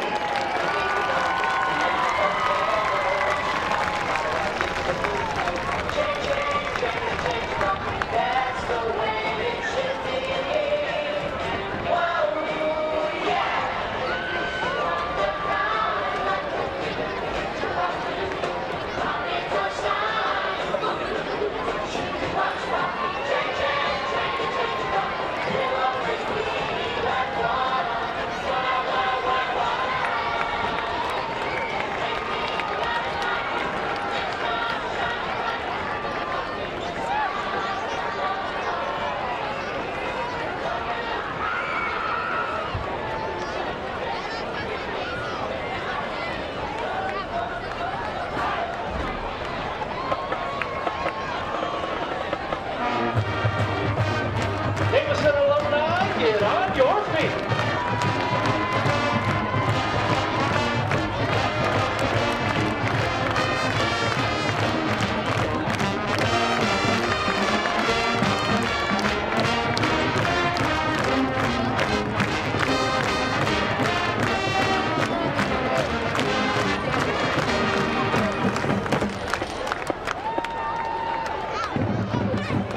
Ladies and gentlemen, we have a young man up here at the announcer's booth who is lost. Is wearing a white national jersey. coming. Has gray glasses and blonde hair. So, Tori, how are you feeling now? I feel super honored, and I want to say thank you to Davis and all the people who voted for me and all the candidates because they made this such a great opportunity, and the mom could have gotten queen. Thank you so much. What's the biggest inspiration to get into this moment? I don't know. I guess my family, my friends, my sister also won queen. So she always told me to, just keep your head up, and even if you don't win, just be, thankful for this opportunity. And, my friends always cheered me on. So thanks to them. It's clear you're so loved. What do you think of all the people that voted for you? What do you have to say to them? I just want to say thank you, and they made my senior year probably the best year yet. So thank you. Thank you so much, Tori, for this interview, and final congratulations. Now let's get right back to the game.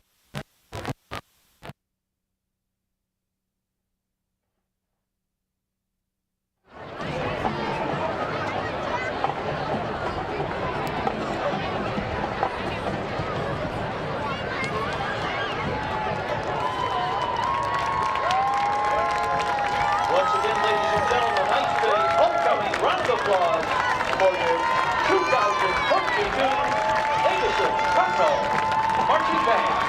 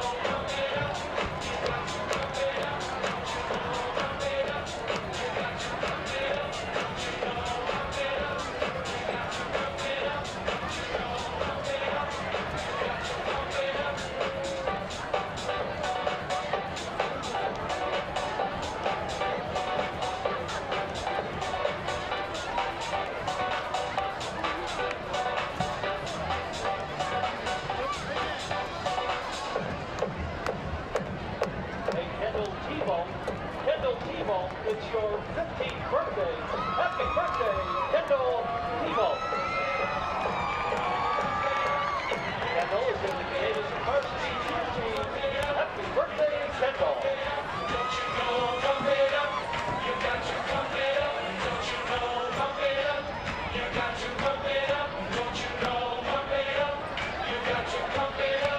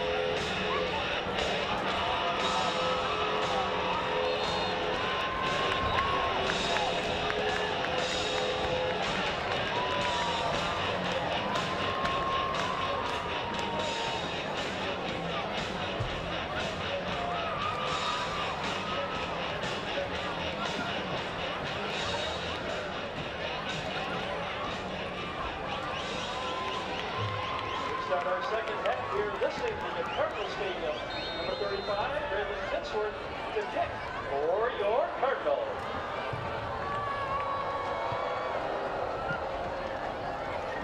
Back into the second half with a kick by Titsworth, brought down just past the 20-yard line. Looked like Churchill on the carry there. You know, looking at the score, Mason, 42-12, Cards up by 30. What did you see in that first half? Saw a lot of scoring.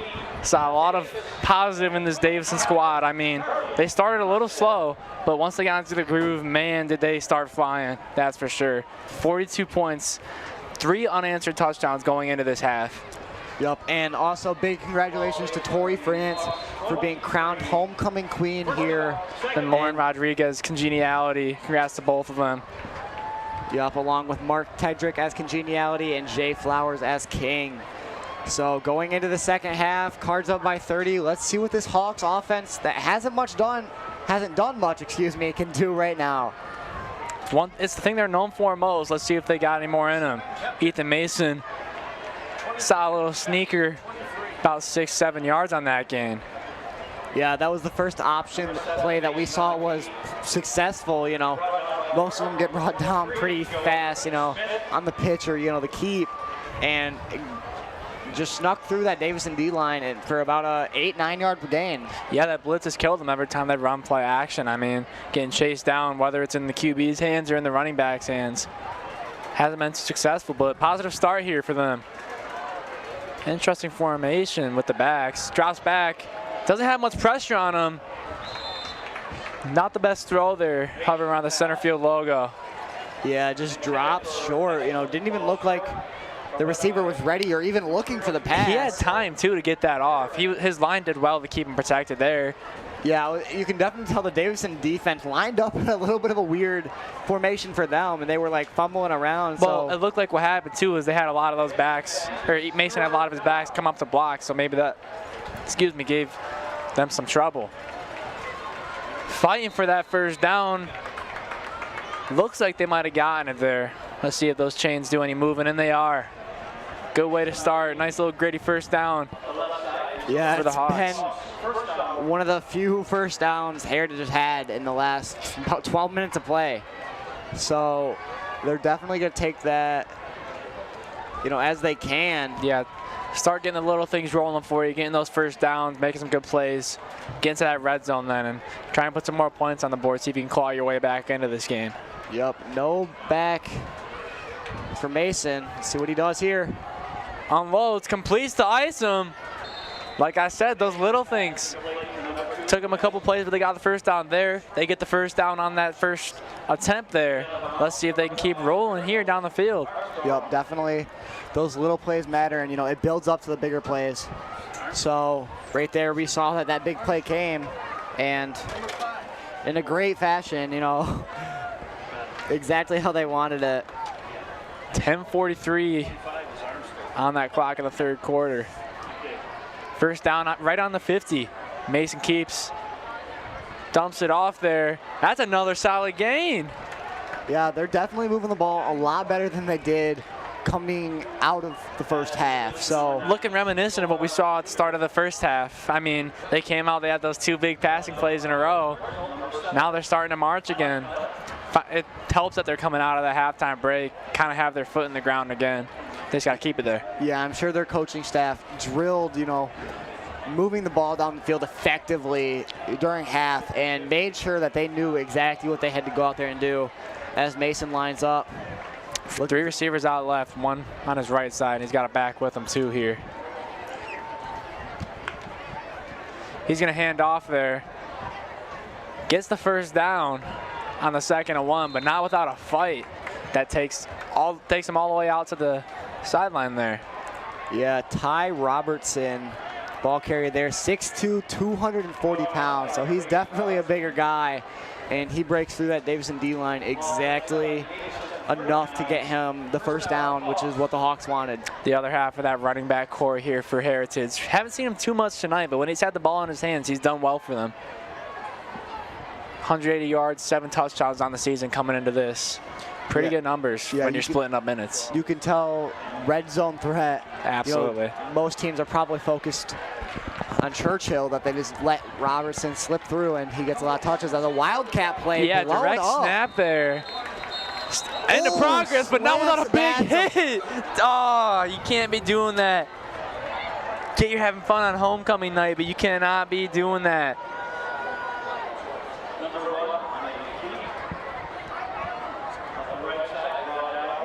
Flag there, that's unnecessary. I mean, I get you're having fun, but whistle blew it dead multiple times there after the stop of progress. Yeah, I think Fortune got a little bit too in the moment. I thought I was maybe watching wrestling for a second. Yeah, he pulled a WWE move, move out. I didn't think Fortune was a wrestler, but you know, maybe he is. That'll get you a flag any day of the week, though, but one guards can't be happy about that one. No, not at all. Definitely a very unnecessary penalty. Slams him to the ground. Hope the player's not too shaken up after that. I believe that was Pryor with a Wildcat who got He's not a small guy either. 6'1", 190. That took some effort to quite literally pick him up and put him back down. Yeah, he legitimately brought him down. He came off the earth for a second. And then he went right back to it at alarming speeds. Yeah, definitely not something you see in football. Clock's running again now. Approaching the 9-minute mark here in the third quarter. Heritage always likes to try the hard count, but it hasn't been working. yet. This Davidson defense too disciplined. Man and most on the left side, that's what he's going to find. Robertson here, big hit there, takes him out of bounds after a solid first down gain there. Yeah, that was actually really good blocking by Issam on his DB. Tion, you know, would not let him break through, held him exactly long enough and where Robertson could slip around. And we've seen tonight he's really just a player that can do it all. You give him space in the open field, touchdown threat. You put him on defense, interception threat. You got him there, he's a blocking threat. He's really a coach's pick, that's for sure. He can do everything you ask of him. Heck, he could probably throw the ball if you want him to. Mason finds his man. Is he going to get into the end zone? Just shy there. Pryor, the carrier there. Gets him into the red zone here. Good play there, just short of that touchdown, but looks like the Hawks are about to start this half off with a big positive here off this gritty drive. Yeah, Pryor taking the ball down just under 4 minutes for this drive so far. So not too fast, not too slow. Very, very effective and methodical drive. Moving the ball how they want to. And that's what you got to do in a game like this. You just got to keep it simple. Stopped up at the 1 there. Good defense there. It looks like he might have fumbled that ball and he just had to go down onto it because you didn't see him, you know, try to jump over the line or even push it all. It looked like he just tried to hold on to that ball. Yeah, I mean, put all the pressure on the ball carrier you can there. You know he's coming up that middle, and Davidson did so well. Just under 8 minutes here now. Now they just got to stop him on second and third, so. Probably fourth, too, if they don't get the scoring beforehand. But yeah, because, you know, not even a yard to go. Wonder if they might pass here. They got Isom over there. Nope, they're going to run it in. Is he in? Play. Looks like he's in. Going to be a touchdown Wildcat for Ty Robertson. That Heritage student section letting them know. Props to them for making the drive coming out tonight. Good score here to start for the Hawks. Takes it down to a 24-point deficit. 23 if they can get their first PAT through the uprights tonight.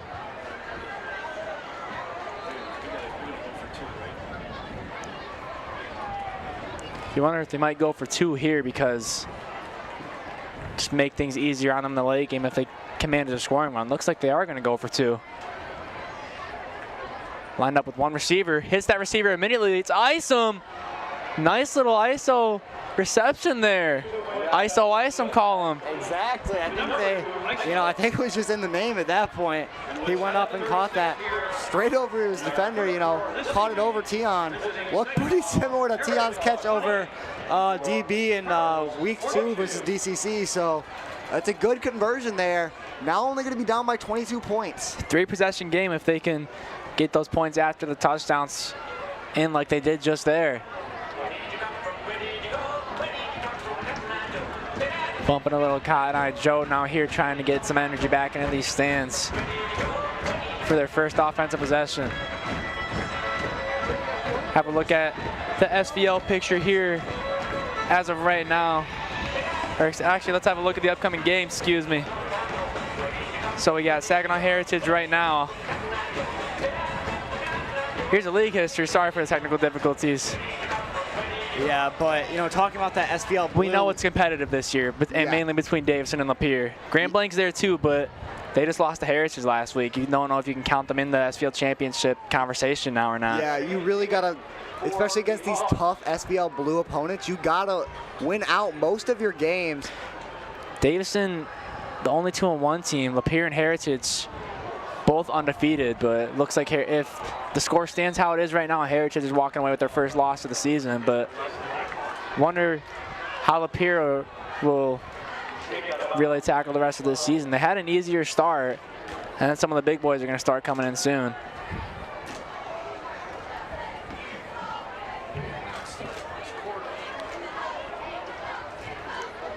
.736 now. Yeah, we saw Grand Blanc, you know, took on an SPL Red opponent earlier today, Traverse City West, and they finished that game 48-0. That's a way to come back after the Saginaw Heritage loss. Yeah, definitely against a Traverse City team that's, you know, not too shabby. So they got East Lansing and Lapeer coming up though, so they got their work cut out for them, that's for sure. So is this Davidson squad though. They're on their own 12 right now. Handed off. Good run here from, looks like, number 6, AJ Hill. Yeah, as you said, you know, Grand Blanc's got their work cut out for them. But, you know, coming up for the Cards, we got a lot of tough games. You know, next week, going to be mostly a pretty easy game. Saginaw Arthur Hill doesn't have a win on the season yet. But after that, they got to travel to Walled Lake to take on another Central squad. Exactly, and then after that, it will be the Grand Blanc game, and that's going to be a big test. That's a revenge game, if anything. Grand Blanc got their revenge for the previous season. Davidson's trying to get back at them. Yep, doesn't want that, you know, only wants GB to have 1 win in 12 years instead of 1 win in 10. So Flowers takes that one up. Yeah, it's a solid carry there for about 5-6 yards there. Little things build up to big things. We just saw on that Saginaw drive. Moved it very efficiently and safely. Not too big, not too slow. Yeah, both of these, or excuse me, 2 of the 3 touchdowns from Heritage are through the air, and so far, Mason has been doing a pretty good job. 11 of 24 for 220 yards. So the plays he makes are big plays and through the air at that. So definitely cannot count out this Heritage squad down by 3 scores. Yeah, I mean, we saw Davidson go on a 3-score run to end first half. Saginaw, with their offense, could just as easily do it too, but it's tough against this defense. Solid carry here from Flowers, gets that first and plenty more. Good ball security that time around. We saw him almost lose the ball for the Cards earlier. He had both hands firmly on that ball on this run. Yeah, and I believe Flowers will have pretty close. He's got to be approaching 200, surely. Yeah, 198 yards. One more, you know, run at all, and I'm sure he'll have it. So pretty close to 200 as AJ has 109. So this running back duo is doing the work that they need to do. And 200 yards, 2 touchdowns, that's a stat line fit for a king. Yeah, Flowers, you know, 3rd in the SVL for rushing, you know, definitely going to boost him up after having a 200-yard gain. Hemline here now, 1st and 10 on the 42. He hands off to Hill. Still sticking with that run-heavy offense, and I mean, it's working well for them. AJ pushing the pile there with the help of some of his teammates. Gets just shy of a first. Yeah, both of these running backs with 2 touchdowns They get the first, excuse me. And they're doing their work. You know, the offensive line, great so far. You know, just a couple to name. Jackson Rice, Flynn Crystal, Hayden Anderson, much more, you know, cycling throughout the game as they're doing really good so far blocking for their quarterback and their running backs. Yeah, and the depth of that position helps them too, keeping them fresh, keeping them cycling through and getting all you guys on the roster minutes and keeping them fresh, like I said, yeah. AJ Hill on the right side, brought down by Robertson. Good chase down TFL there. Tried to follow his blockers, but Robertson came in unblocked. Yeah, Robertson, like, just snuck through somehow, got around when he went to the outside, and just wrapped AJ up exactly how he wanted to. AJ probably going to be a little bit upset about that. I mean, Robertson's a running back. He knows how to find those holes in the defense. That's another thing that's nice about having you guys playing on both sides of the ball. One thing that's not nice, though, is that fatigue. I mean, you look at the Heritage sideline, and they got about half the players over there that we do on this sideline, so fatigue might set in later in this game. Yeah, Hawks got a pretty deep roster. Some of them missing this game because I've heard about COVID throughout some of it, as Braylon throws a dime. Solid completion there to Papadakis. Seeing the first of him on the offensive side of things tonight. Yeah, but as you're saying, most of these starters on the Heritage team play both sides of the balls. So it's, you can tell that fatigue does set in over time and that these players get tired pretty fast when they're on both sides of the field the whole game. 35. On the Hawks 35 now. See what Davis can do with it here.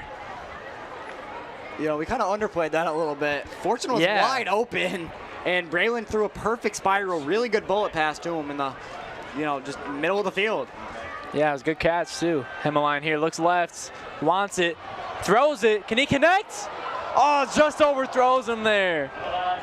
So close on that. Good spiral, good arc, just a little bit in front of Karstarfin. Tough break there.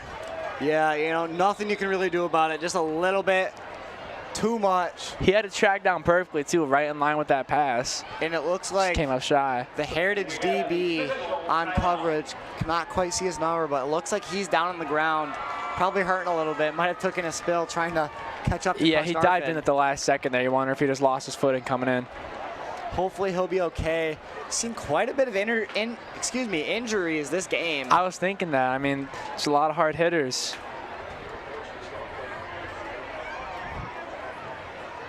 Got 3:35 left here in the third. Cards up by 22 still. See if they can increase that on this drive.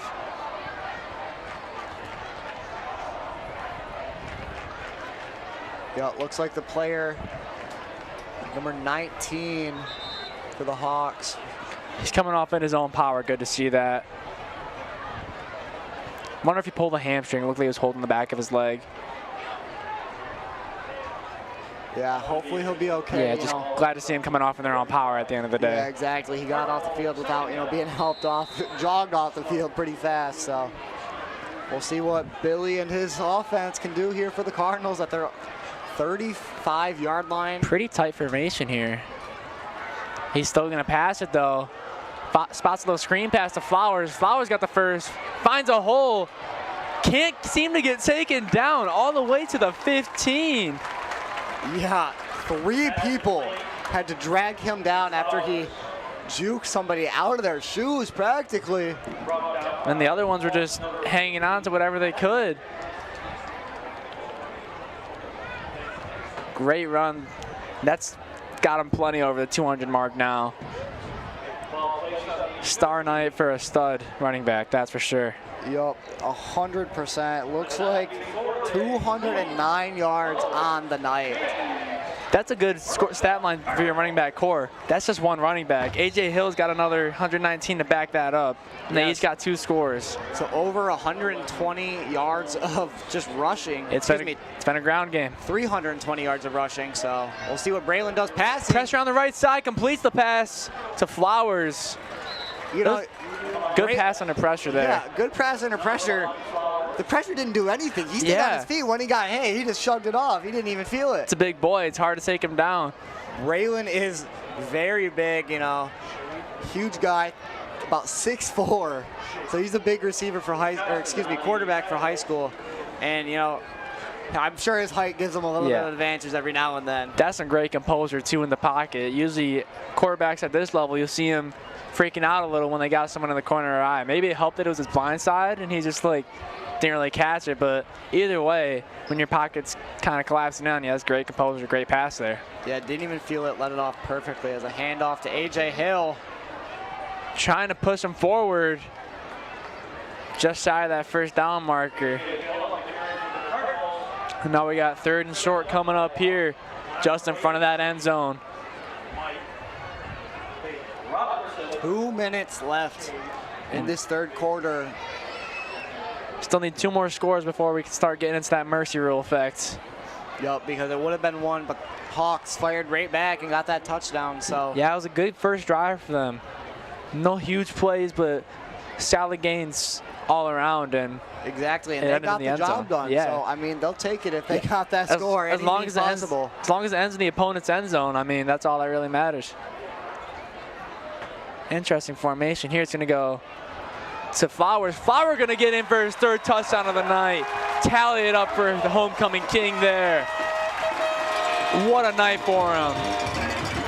Yeah, absolutely great. You know, we saw that formation, put in 2 linebackers as blockers, and they did their job instead of, you know, tackling the guy. They ran him down. So, great job blocking for him.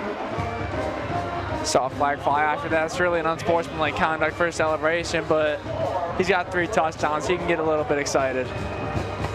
Yeah, so might move him back. Yeah, I was going to move him back a little bit for the unsportsmanlike. Should still be business as usual, though, for Titsworth. Yeah, Titsworth. Perfect on the season still, right? I believe so. Yes, he is. No, he's perfect for PITs. He did miss 1 field goal. Yeah, it was a gutsy attempt, too.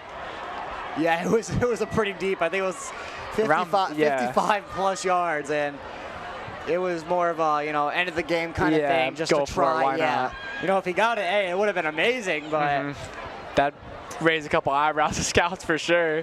Oh yeah. Yeah, the unsportsmanlike.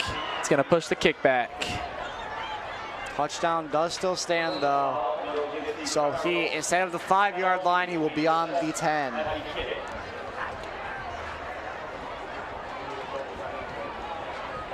Let's see if we can have a look at this score before the kick. Yeah, you see him just, looks like that might have been a different play. Sorry for the technical difficulty there, but did miss it, but extra point is good. 49-20 here. Cards in front by 29 now. Well, definitely Cards are still in control. I'm sure everybody on that sideline is happy. They definitely thought it was going to be a tougher game coming in. You know, Hawks being 3-0 and beating GB, one of Davidson's rivals in the SBL. Yeah, just went to state semifinals last season. You know, while the Cardinals and the Hawks didn't go far at all, Cardinals didn't make it. Hawks got eliminated first round. So. Yeah, they're both coming off of teams that made deep playoff runs. I mean, Cardinals beat Charter City Central last week. They were runner-up for D2. And then that win against GB for Heritage, they were both coming off huge wins. Yeah, it really raises some eyebrows as to what Davidson's going to do against GB. Because, you know, Heritage only won by 2 touchdowns. I believe 12 points in that game against Grand Blanc. So, you know, the Cards being in such a dominant lead by 29, I wonder what they're going to be able to do in a couple weeks when they face GB for the last home game. Might pull out a little Uno reverse card compared to last season. I think it was 49-7. Davidson lost by something around there, something in the 40s. Yeah, it was definitely in Grand Blanc. It wasn't a scorecard they wanted for sure. They were in the single digits, and Grand Blanc was in the 40s. Yep, I remember Braylon Himmeline got the only touchdown rushing it in that game. Solid return there. Looked like it was Churchill on the carry. Out to about the 37, which is going to be, you know, pretty good field position for them. They had to do a lot more work than that last drive. They were spotted around their own 15. This might make it a little easier for them to try and keep clawing their way back in. But it's a 4-score difference now. And I'm sure that Heritage, they cannot hang their heads at all. I mean, the offense is doing their job. But the defense, I mean, they let up those 3 unanswered scores, and after they score here, that's really what makes a difference, is those 3 scores. Yeah, Heritage has got to do what they did last drive and trying the hard count again. Has not been budging the Davidson Cardinals at all. Such a good defense there. Completes the pass for a solid 3-yard gain there. It was 23 on the Cass Charles Cork. Yeah, you saw that Mason there. He looked left originally, looked for that little flat route ran by the running back, and then flipped his body super quick and dumped it off, but not as big of a play as I'm sure they wanted. 3-yard gain, they'll take it, especially with how this Davidson defense has been pressuring them so far.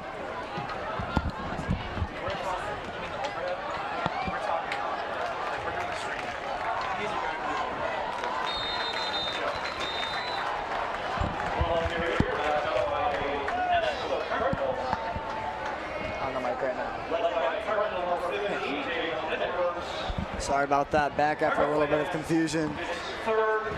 But going to be a big third down for the Cardinals here.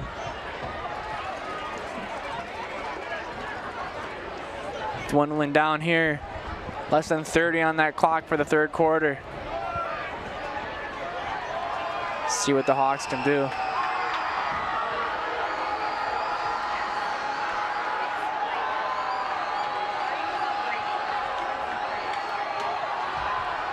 Mason, he's gonna keep it himself. Can't get away from the pressure though. Taken down after a short gain. That's not even a gain, that's a set. You gotta remember that marker was moved up, so he got that behind the line of scrimmage. You're right. I think that was Big Ed who just grabbed his ankles. That was a really good sack too. Reached out, snatched that ankle right out from under him. That's a heads up play from the defender. Yeah, great way to end the third quarter as we toss it down to Cooper Austin on the sideline. What you got for us, Coop?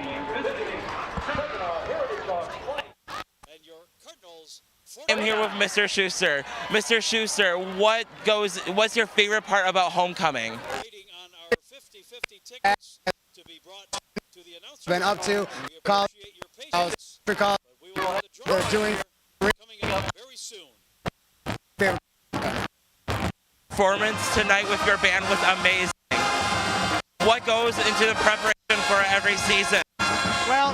That right there took about a week of 9 hours every day at a band camp just to learn that music, to play it at that level. After that, for a season, we go about 8 hours a week. Sometimes we work, but all that work really pays off because I think they're doing fantastic. Lots of respect to you and your band. This band goes to every football game, and much appreciation to that. Into the fourth quarter, you know, going into this, Cards up by 29. Now on fourth down, they're gonna go for it. Mason unloads. Did it get broken up or did he hang on to it there? Incomplete, the ref calls it. Huge fourth down play by this Davison D, Mason. That's some great defense there from Dugley. Haven't seen too much of him this game in terms of those big plays, but came up when it mattered. Yeah, definitely the one that mattered. And come up with a big stop on fourth down, was it? Good way to start this fourth quarter and start to round this game out here. Bring that offense back out into the field and see what they can do. Still got the starters out there. Yeah, they definitely don't want to let up at all. Got to finish a game out, that's exactly, for sure. Especially on homecoming. Anything can happen, so they really want to make sure that they keep their starters out there. You know, as I mentioned earlier, their backup quarterback is injured right now, so they brought up the JV quarterback, and we'll see what Braylon does as a starter still. Connects. Couldn't tell who the number was there, but he's not going down without a fight. That's number 11, sophomore Braylon Naves. So we do got a couple of younger guys out there. My mistake there. Yeah, you know, putting out the sophomore receiver. He's out there for punt returns and kick returns. He shares them with Buddy Williams. And he's an absolute athlete, let me tell you. Yes, he is. Only as a sophomore coming in. Pretty good indeed. That first down is going to put them on the Hawks, 27 now. Not too much more to go from that end zone. Get over the 50 mark for the first time this season.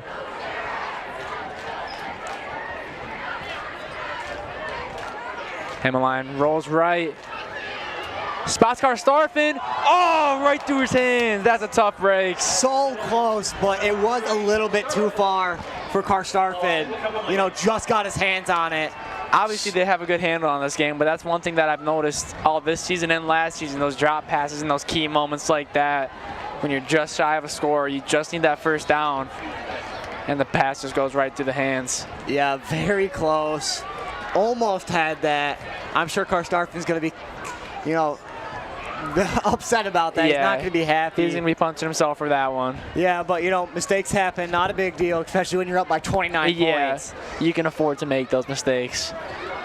Himmeline going to go back. You know, they're letting him unload a lot more instead of running it. So maybe Karstafen will get another chance as a 3-receiver set. Rolls out to that 3-receiver side. Immediate pressure, though. Lanes a screen pass to Hill. Hill's got space on the right sideline. He's going to score. 3 touchdowns apiece for our Davison running backs here. Jeez, let me tell you, that running back core is something else. Is AJ a receiver? Apparently. He had some pretty good. They're dual threats in that core right there. They can run and they can catch. Yeah, exactly. You know, that catch from AJ gives him a little bit of receiving yards on the day. You know, gonna bump him. Already had 122 yards rushing on the night. 4 drawings at $500. Yeah, so definitely gonna give him a little bit more stats on the receiving side, not only as a running back, but you know, he puts the work in and gets a 27-yard touchdown catch, the biggest of the night. That makes him the leading receiver in terms of yards too after that. You can tell it's been a run-heavy game. Yeah. When your running backs are topping the chart, you got Jalen Flowers second in receiving with 26 yards off 2 catches. Hey, you'll take it any way you can get it. We'll have another look at that in a second here. Yep. 56-20. That puts him over the 50 mark for the first time in 2022. That's going to be, I believe, a 36-point lead, which will start the running clock, I believe. Yep, after it's kicked off here, that clock will be running until it either hits 0 or Hawks put some more points up. 11:02 left, so they still got some time to score. A comeback is slim, but chances are never gone. Yeah, exactly. You know, they put up a fight against GB, scoring a lot in late. As we take a look at that replay coming up here shortly. And you see it here. Yeah, that little screen pass there. Right place, right time is really what that one was about. And then when you let Hill take off like that, he's more than likely going to find the end zone, and he did so there. Yeah, and you know, great for Helm. Like I said, 3 touchdowns for each of the running backs as Titsworth kicks this one high. Spotted around the 25, gets pushed out of bounds just past the 30. Solid return there, solid field position, but we didn't see him score from this spot last time when they had it there. Let's see if they can make something out of this drive here. Yeah, they had, you know, pretty good field position last time. So, gonna be, as we hear, running clock. So that clock will not stop unless I believe the Heritage Hawks gets under 28 points instead of, you know, 35 to start it. So we'll see if they can come back and try to, you know, make a little bit of a comeback. You know, 10 minutes left, not very likely at all, but you never know. It's high school football. Yeah, and you can see, we can see at least, you know, the Heritage student section kind of disappeared after that halftime as quarterback keep by Mason. Solid, got just shy of the first down marker. One of his better keeps we've seen tonight. What was your name? Earl? Earl what? Earl? 9:58 now, clock running after the Mercy rule. We got Earl Miller up here, just won the raffle. Love that 50-50 raffle. I keep forgetting to buy tickets. Yeah, we gotta, you know, might want to just We got the break during halftime and we don't buy tickets, man. Exactly. Hey, I'm a college student. I gotta conserve my money. Yeah, I mean, hey, if we win, we did, you know, pass it down a couple people, and here we are. Got just shy of the first down marker again there, and a flag flew in late, waiting to see what the white hat says. That was Churchill in the carry.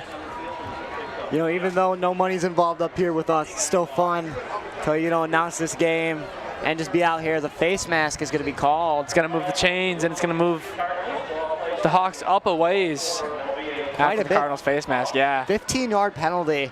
That'll do it. A costly one. Yeah. For them. So I don't think we've seen that happen too much with the Cards this season either, in terms, not just that, but flags in general. I mean, I think they've had more in sportsman's likes than anything.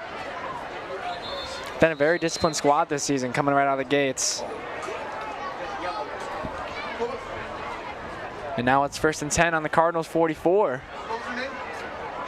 Nope, going to be 1st and 5 now after a offsides call back to back by Davison. So we got another raffle winner.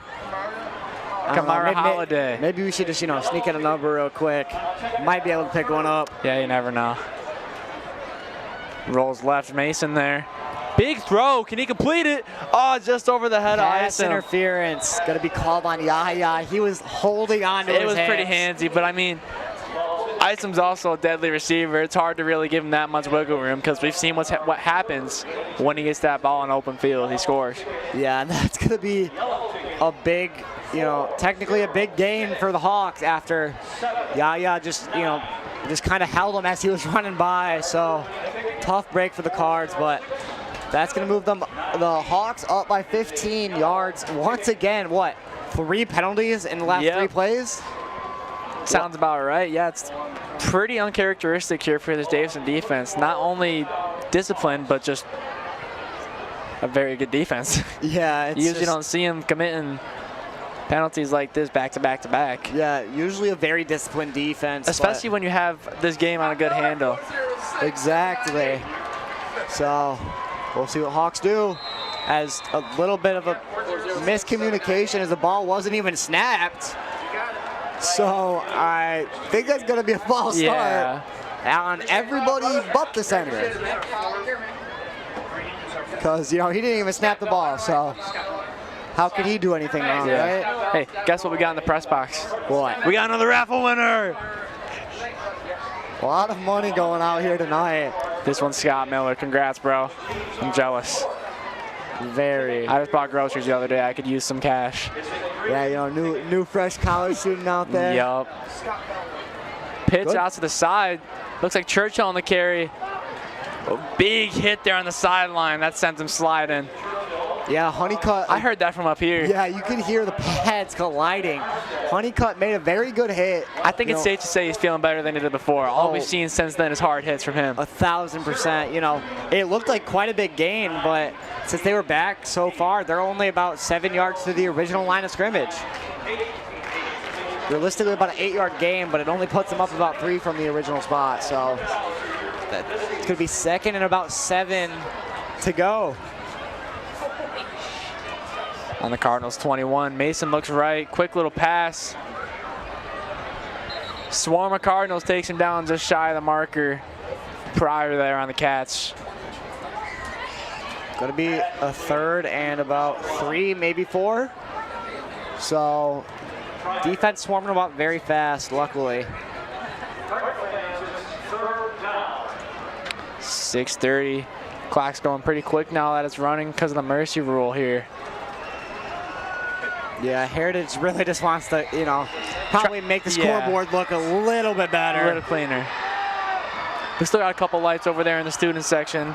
Can't quite see them on your screen, but we got a couple phones lighting up. Mason looks left. Oh, pass bobbled. That was interception territory for Honeycutt if he would have got a little bit of heads up there, but came by him pretty quick. Yeah, linebacker was in coverage there, and he did a good job of closing the gap. Kind of pushed, I believe that was Isom, a little bit, just enough to jar him loose. So, good job by the linebacker there.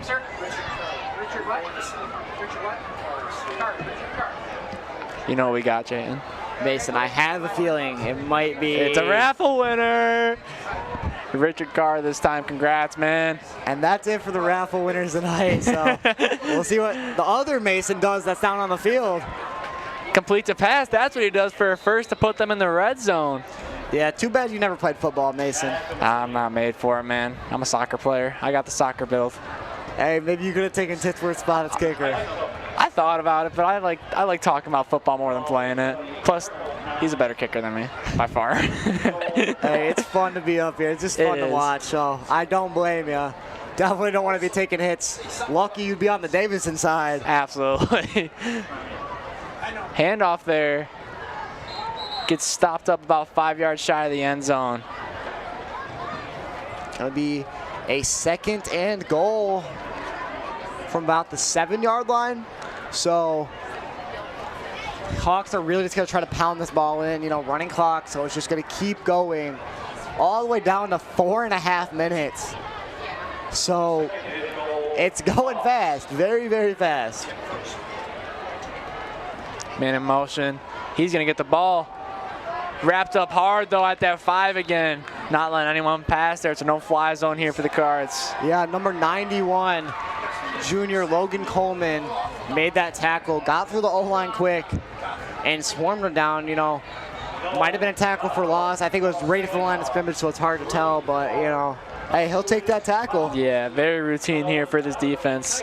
They're doing well staying composed in front of their own end zone. Yeah, you know, even seeing more of the second stringers out there. They're doing a pretty good job against this Heritage defense. Mason floats one in, though. Just a bit too much for Isom, and Dukley does keep the hands off of him that time for no PI. Yeah, you saw that one. That one just went over the end zone, so there was no way that was a catchable ball. Now, if he gets PI on that one, wide receiver coach is going to be furious, but he probably looked up, saw it was a little bit over, and let off a good amount. Yeah, I have a feeling, you know, he's probably just going to be hands off for the rest of the game, try to just let whatever happens at that point. Just under 3.5 minutes now. Still got plenty of fans here in this Davison side. Just saw a future quarterback there down on the track. Yeah, some of these little kids were throwing up dimes as fourth down comes. See what Mason can do here. Looks left. He got some pressure coming through that line. Ooh, good pass break up there from number 18. Rhinez Sargent, excuse me. Rhinez. He got so excited about it, he knocked over his own teammate. Yeah, Rhinez, the junior, coming in. You know, pretty good, as it looks like Himmeline will be possibly out for the rest of this game. You know, only about 2.5 minutes left, so. Solid outing nonetheless. Let's have a look at the rest of the games we got lined up for this season. We had Saginaw Heritage tonight. Excuse that little typo there. It's Arthur Hill next week and Walled Lake Central, I believe. Is it Western or Central? I believe it is Western. Okay. And then after that, you know, we got Carmen. Sorry, forgot about them. And then our last home game, Grand Blanc, and to end it out, Lapeer, always challenging.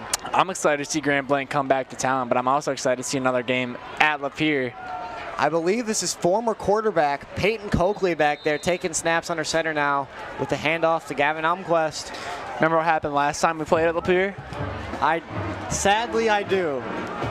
Very close game, won it by a field goal in the last 5 seconds of the game. Yeah, but you know what happened last time we played at Lapeer? It was so rainy and so cold and miserable. Cold game. We had the tent that the track team let us borrow and it almost blew away. It was a fun game though.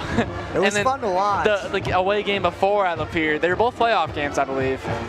Away game, or the one prior, it was snowing and I was on top of the press box with Chris Jarrett. Yup. And we had the space heater. We almost set a court on fire. God, it was fun. Almquist takes that one outside. Nice little stutter step there. Gets him a couple more yards. Yeah, I swear, the weather always has a thing for Davison being at Lapeer. Never seems to give us a break. Yeah, you know, hopefully we don't got to travel to Romeo, because last time that was probably the worst weather I've seen in football. Covered the field with snow. Luckily, it was turf. So, very happy about that. Under 1 minute to go.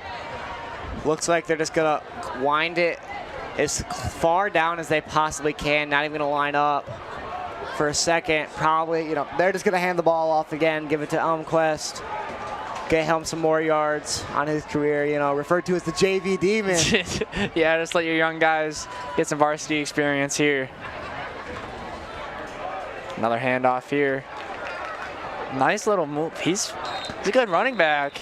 He's very quick on his feet, you can tell. Yeah, you know, not a running back normally. He's a wide receiver and a DB, but, you know, going out here, and it looks like won't even take another snap. That'll Running the do clock it here. down. Going to be a final score of the Cardinals 56 to the Saginaw Heritage Hawks 20 points. What a game we had here tonight for homecoming. What a week it's been. All festivities, the whole community coming together. It's a beautiful thing to see year in and year out. And ever since COVID, I think we've all grown to be a lot more grateful for the events like these. Coming back, coming to be together in your hometown. It's really a beautiful thing to see. Oh yeah, 100%. And, you know, just, this is not a game we expected to go this way. Again, Heritage came out of the gates looking pretty good, and then Davison just overpowered him, kind of like what happened with Traverse City Central. Yeah. Really great game, great week. The Hawks, great time too, yeah. The Hawks will go to 3-1 as the Cards advance to 3-1. Now 1-0 against SPL opponents, while the Hawks are 1-1. So that will move the Cardinals up to, I believe, second or third in SPL. Depends on whether the Pier wins or loses their game tonight. If they lose, then it's a tie for that top spot. Wonder if we might have a score update for you after our interview here. We'll have the lockdown player of the game shortly. I wonder who the lockdown player is going to be. Mine's got to be. It's got to be one of the running backs. Mine's got to be Jalen. Mine's got to be Jalen. It's got to be King Jay. It's the perfect storyline. Your homecoming king showed out for the night, had a great game, and put up some crazy stats. Oh, I think crazy is an understatement. Yeah, like I said, crazy is definitely an understatement, as it looks like Cooper Austin will be on the field with, maybe not a lot. Thanks. Hello, I'm here with Weingarts. Weingarts, how are you feeling right now after this amazing homecoming win? Yeah, obviously a great win. I mean, Heritage is a great team. State scoring with 58.7 points. The defense did a great job. Our offense run and we didn't up. So great team win, offense, and obviously we're gonna enjoy it tonight, but get back to work on Sunday. So after a bunch of home games, next week is away. How do you prepare your team for that? Well, I know Mr. Beamer because he doesn't have to set up on Sunday, so we're gonna give him a break, but we'll be back in a couple weeks. So how's the rest of the season gonna look like for your team? We just got to keep working. I mean, coming to film every day on Sunday and get everything. Obviously, go out and put a great practice together and keep continuing to do that and continuing to improve throughout the year. Thank you so much for the interview. Have a good night, Davidson. Thanks so much, Cooper. Thanks, Weingarts. Thank you, Davidson Football, for putting on a show tonight here at Homecoming. It's been great having you guys join us, isn't that right? Yeah, definitely. It was such a fun game to watch.